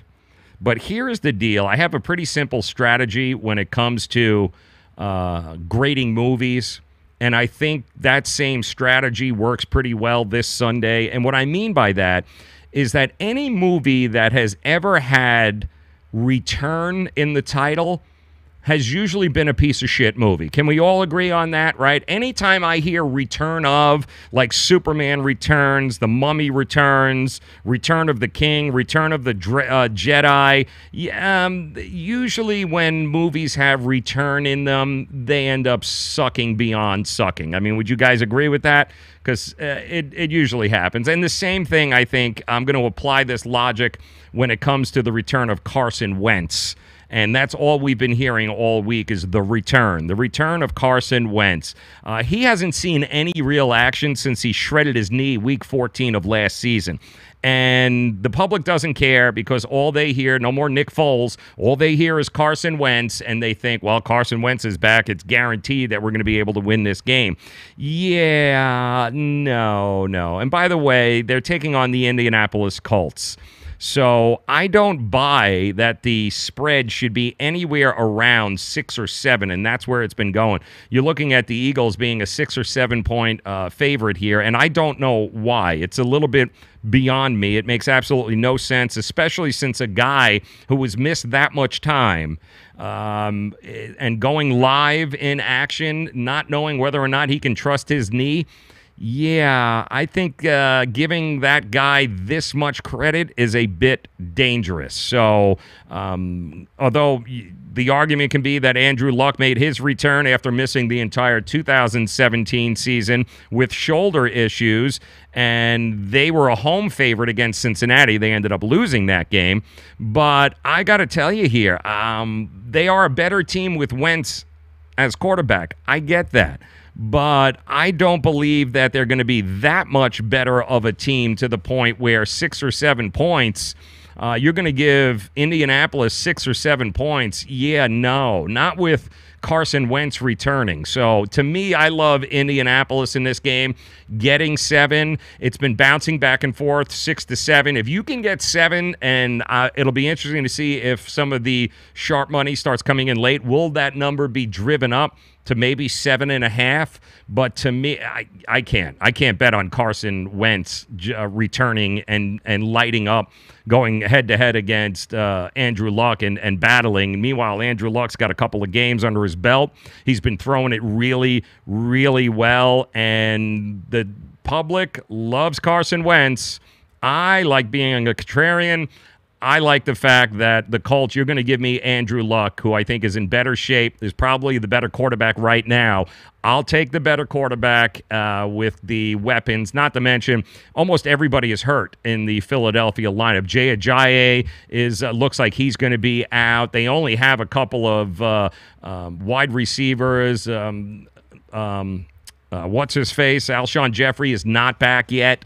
So it's not like he's coming back loaded with weapons. He does have Jason Peters back. I'm talking about Carson Wentz and the offensive line, which is always good for any quarterback. But you're giving Andrew Luck way too many points as far as I'm concerned. Way, way, way too many points. What do you guys think? Hit us up here.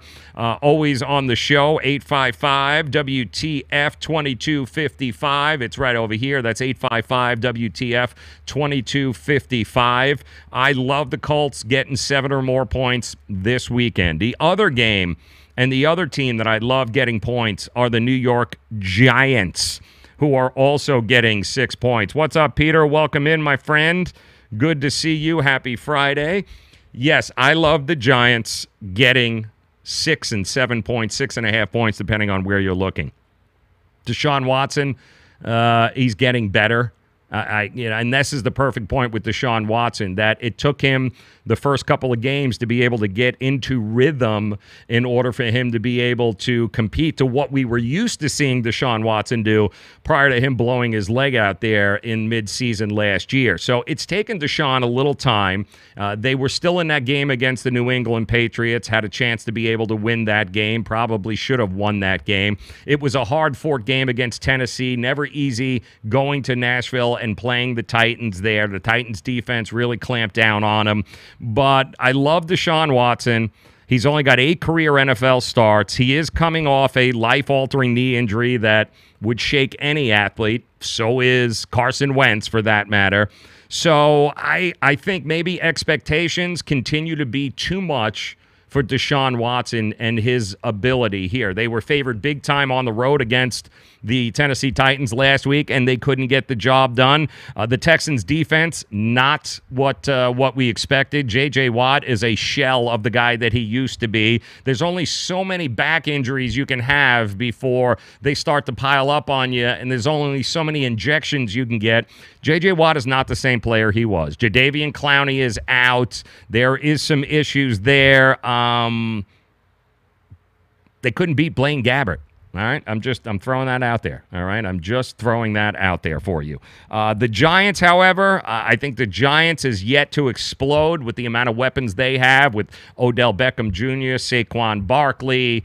Eli Manning has looked a half a step slower than what he's looked like in the past, but I do think that the Giants' offense is it's too early to write them off. Way too early to write the Giants offense off. Also, I'm not blind to what the Giants defense has done. They have limited the first two opponents to 20 points each, but allowed them to convert on third down just 30% of the time in each of those games. So the Giants, they haven't won, but you know what they've done? You know what that defense has done? And Olivier Vernon, by the way, looks like he's already been ruled out for the Giants. Let me tell you what they've done. They have stayed around and kept bettors and their team in the game. And what I mean by that is that the Giants, while they're trying to figure out this offense, their defense has shown up and given the offense an opportunity to be able to win the game and certainly cover. We saw it week 1 with the Jacksonville Jaguars. We witnessed it again last week with the Dallas Cowboys. Even though it felt like Dallas was going to be able to pull away there, the Giants made it a game, and that's what they've been doing. That defense has hung around to give the Giants enough time to be able to get that offense to click. And I think there's an opportunity for the Giants and that offense to be able to click big time against this defense, against the Houston Texans on Sunday. So to me, I think there are just way more weapons on the Giants side. The offense, I don't trust the Texans defense. I actually trust the Giants defense a little better. Giants, you're going to give me 6.5 points. The public loves Deshaun Watson, but I'm telling you, like Carson Wentz, it's going to take a little while for this guy to be able to get back in rhythm. I'm taking the Giants and the points all day long, Vari, all day long. All right? And the final game that I'm going to throw your way in the NFL, Chicago Bears at the Arizona Cardinals. All right, what do I have to say about the Chicago Bears and Arizona Cardinals? Let's see here. The Chicago Bears are laying 6 points on the road at Arizona. Now, the idea is to keep it simple. When it comes to looking at these games, you have to keep it simple. The tried and true method is the KISS method, right? Keep it simple, stupid. Yes, that might actually be the motto for the Arizona Cardinals coming up this week against Chicago. They have a new offensive coordinator, and if you didn't know who's calling the plays there, it's Mike McVay for the Mike McCoy, rather, has been trying to figure out exactly what to do. Mike McCoy, of course, former coach, San Diego Chargers. He's trying to figure out what to do with Sam Bradford and this offense, an offense that has David Johnson in the backfield. When you have somebody like David Johnson, it shouldn't be that difficult for you to be able to score points or at least be able to put some points on the board. I think maybe, just maybe, they ought to simplify what's going on in the book there. They've only put up 6 points, and they've only had 350 total yards of offense through the first 2 games. Yeah, I think you need to keep 6 plays on the field, up the tempo a little bit, and start letting them at home, start getting the ball to David Johnson in his hands as many times as they can. So David Johnson has been brutally underutilized so far through 2 games here, and I do think you're going to see a totally different approach to the game against the Chicago Bears. Now, having said that, Chicago Bears, awesome on defense. We know what they're capable of doing. I'm not sold on the Chicago Bears offense at all. I do also think that the pressure is on after 2 games. Steve Wilkes, the head coach, and Mike McCoy, the offensive coordinator, they cannot go out and have another abysmal performance like they did last week against the Rams. So I do think that University of Phoenix Stadium, which is where the game is going to be played, I like Arizona getting 6 points. I don't think the Arizona Cardinals are as bad as they have shown. I do think they're trying to figure it out. I do think Sam Bradford is due. I'm not even interested in Josh Rosen yet because nobody's even talking about him in the Arizona Cardinals camp there. So to me, Sam Bradford, got to get the ball out of his hands quicker, and you got to get David Johnson the ball. The guy is a game changer. And for those of you that have David Johnson in fantasy, you know exactly what I'm talking about. Chances are you've lost the last couple of weeks because you've centered your lineup around David Johnson. I think this is definitely the weekend for David Johnson to come to town at home. And Chicago has come off of 2 big primetime games. One of them was Sunday night. The other one was Monday night. So I think they're a little weary right now. I think if you're going to get the Chicago Bears on the road, I think this is a pretty good time to get them. And you know all the public at this point. Let me see what the odds are in this. Hold on. Let me get the breakdown of the game for you here, because the odds were just absolutely crazy, the amount of bets that were coming in on the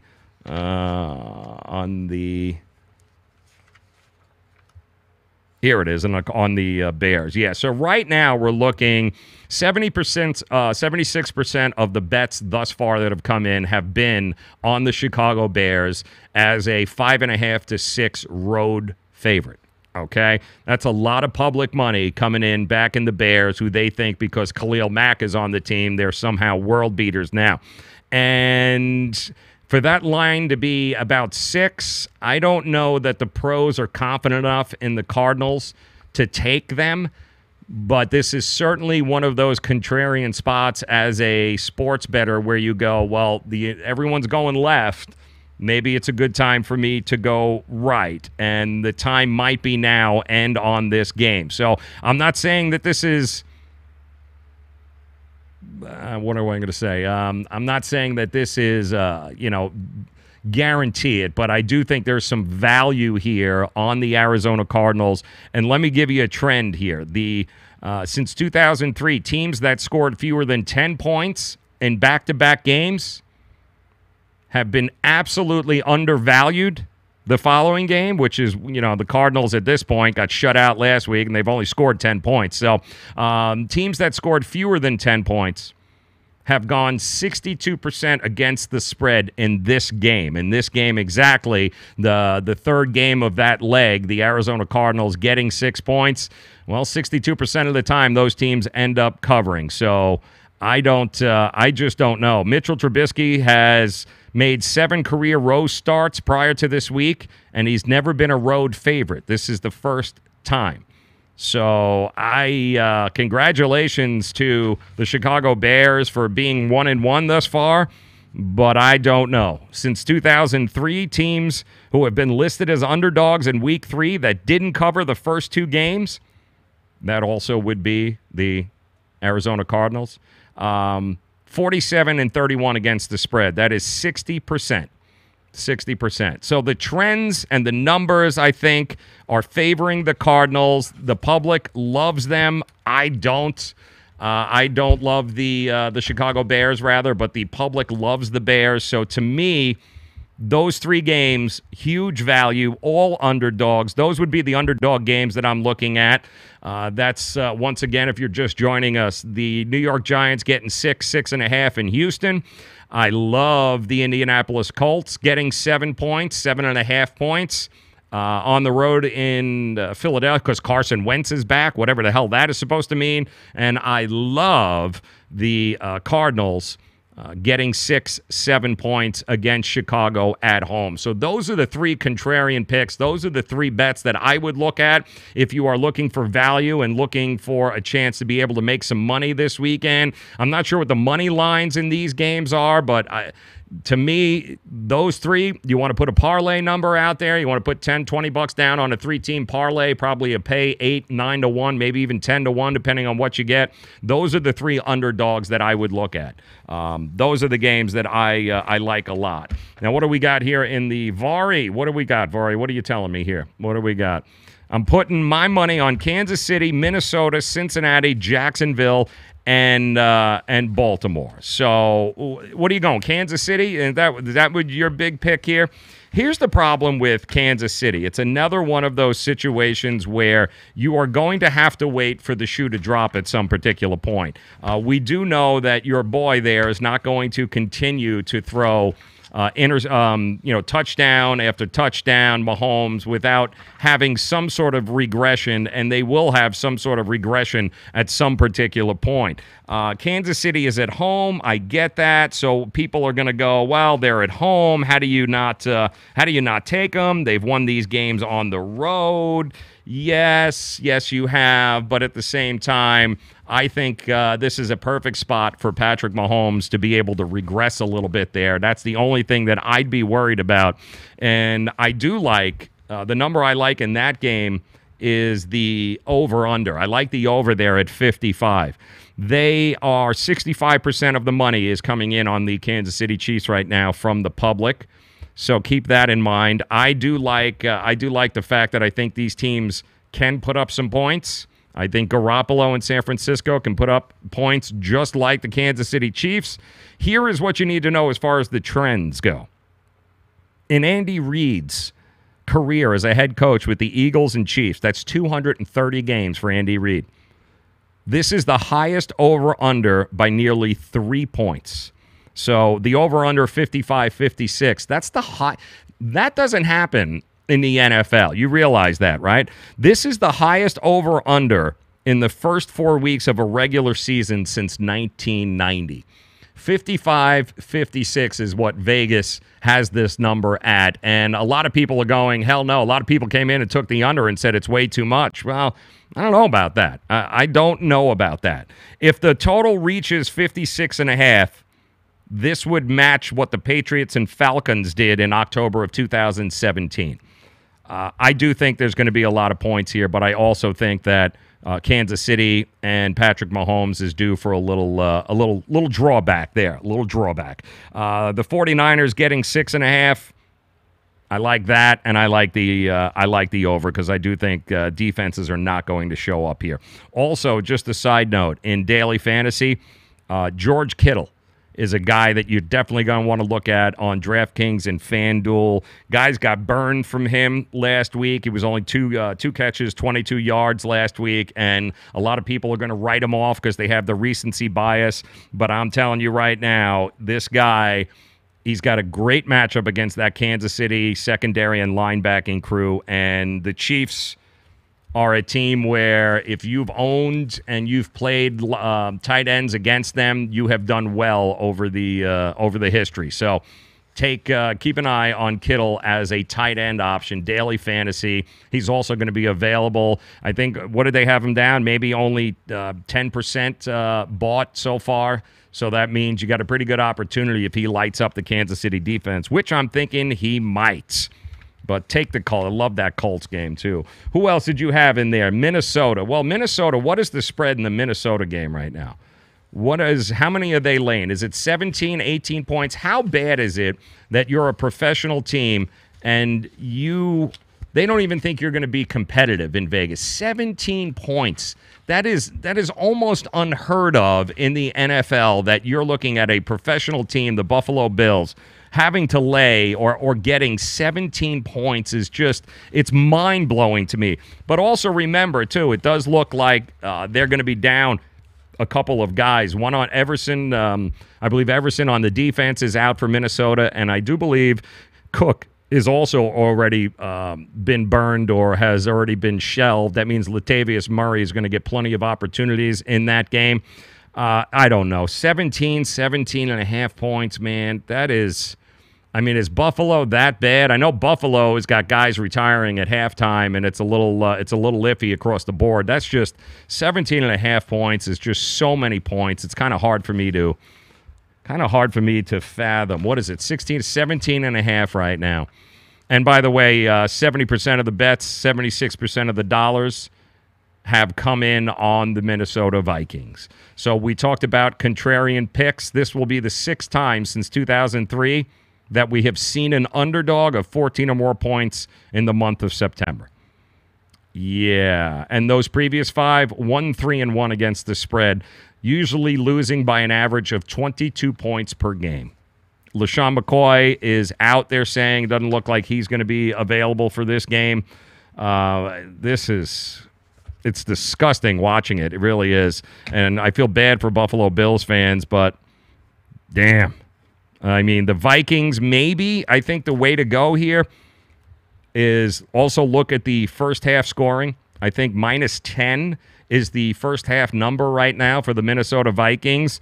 And despite the Bills having the worst rated team in the league, I expect things to go pretty hard left pretty quickly in that game. I wouldn't at all surprise me if you were looking at 21-3, 21-10 at if they can even score. So you might be looking at 17-21 at the half. And if you can get -10 for the Vikings first half, I would take that, because I do think what will happen is they will blow out the Buffalo Bills early, and then you'll start to see a lot of the reserves late, which may screw up the number.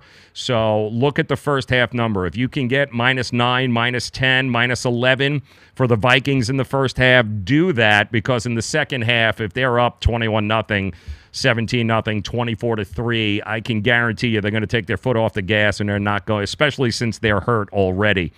What do we got? Adam Thielen, Stephon Diggs. Keep in mind, Kirk Cousins loves Adam Thielen and Stephon Diggs. 30% and 23% of the targets have come from Kirk Cousins to Adam Thielen and Stephon Diggs. That, my friends, we are talking about some serious usage. And when it comes to fantasy football, it's all about usage. How many times are they going to touch the ball? How many times are they going to have an opportunity to make a play?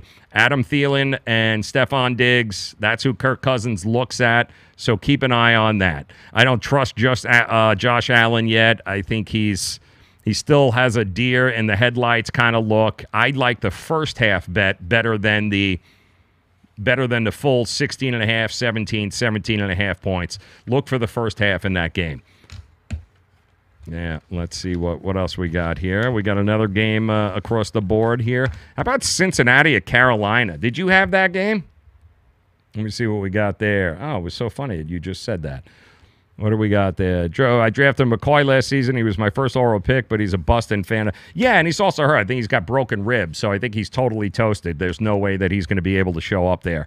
And if I'm LaShawn McCoy, I don't want anything to do with having to suit up and play in that game. I don't want anything to do with having to play for this team. No offensive line. It's just brutal there. Cincinnati at Carolina. Keep this in mind. Andy Dalton, 30-16 against the spread as an underdog in the regular season. The Panthers are a 3-point favorite at home, and Andy Dalton, 30-16 against the spread when he is an underdog. That is the most profitable underdog quarterback since 2003. So Andy Dalton makes some people some money as an underdog, and he's doing that again as we speak.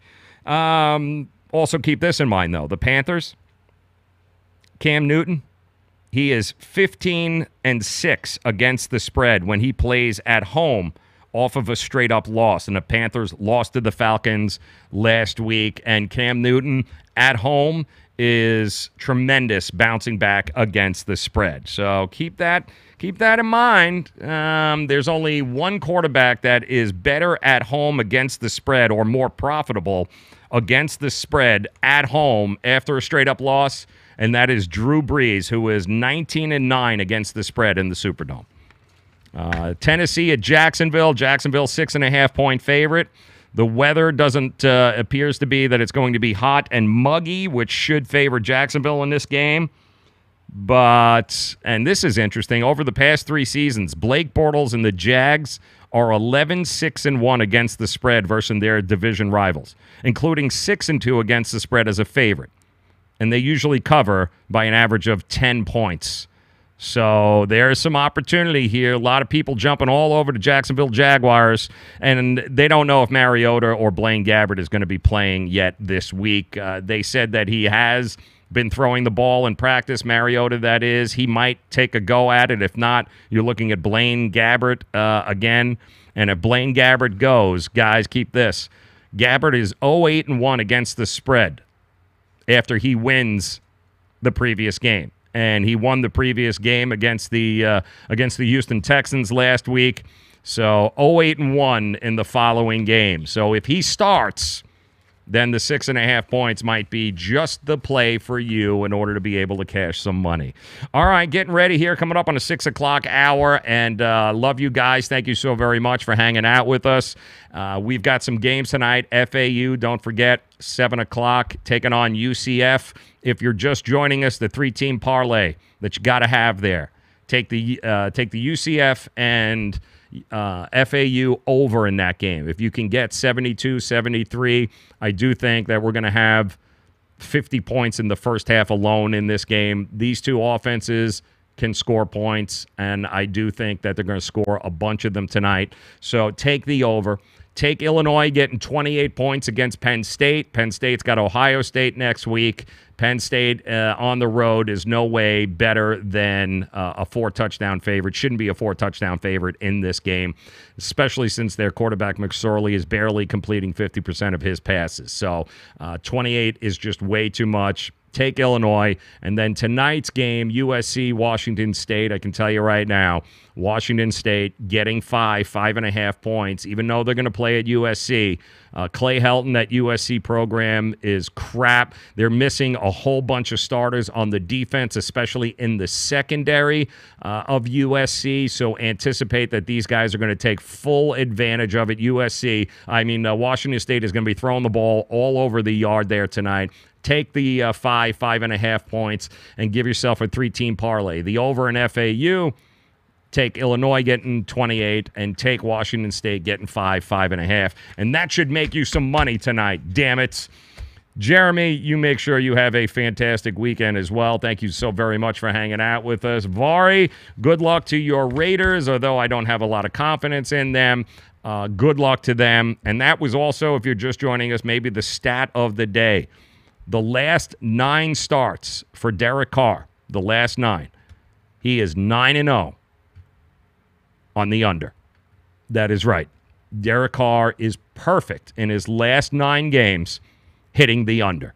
So they're only averaging about 15 or 16 points a game here. That's the 5th worst in the NFL. I don't know where they're going to crap out some offense here.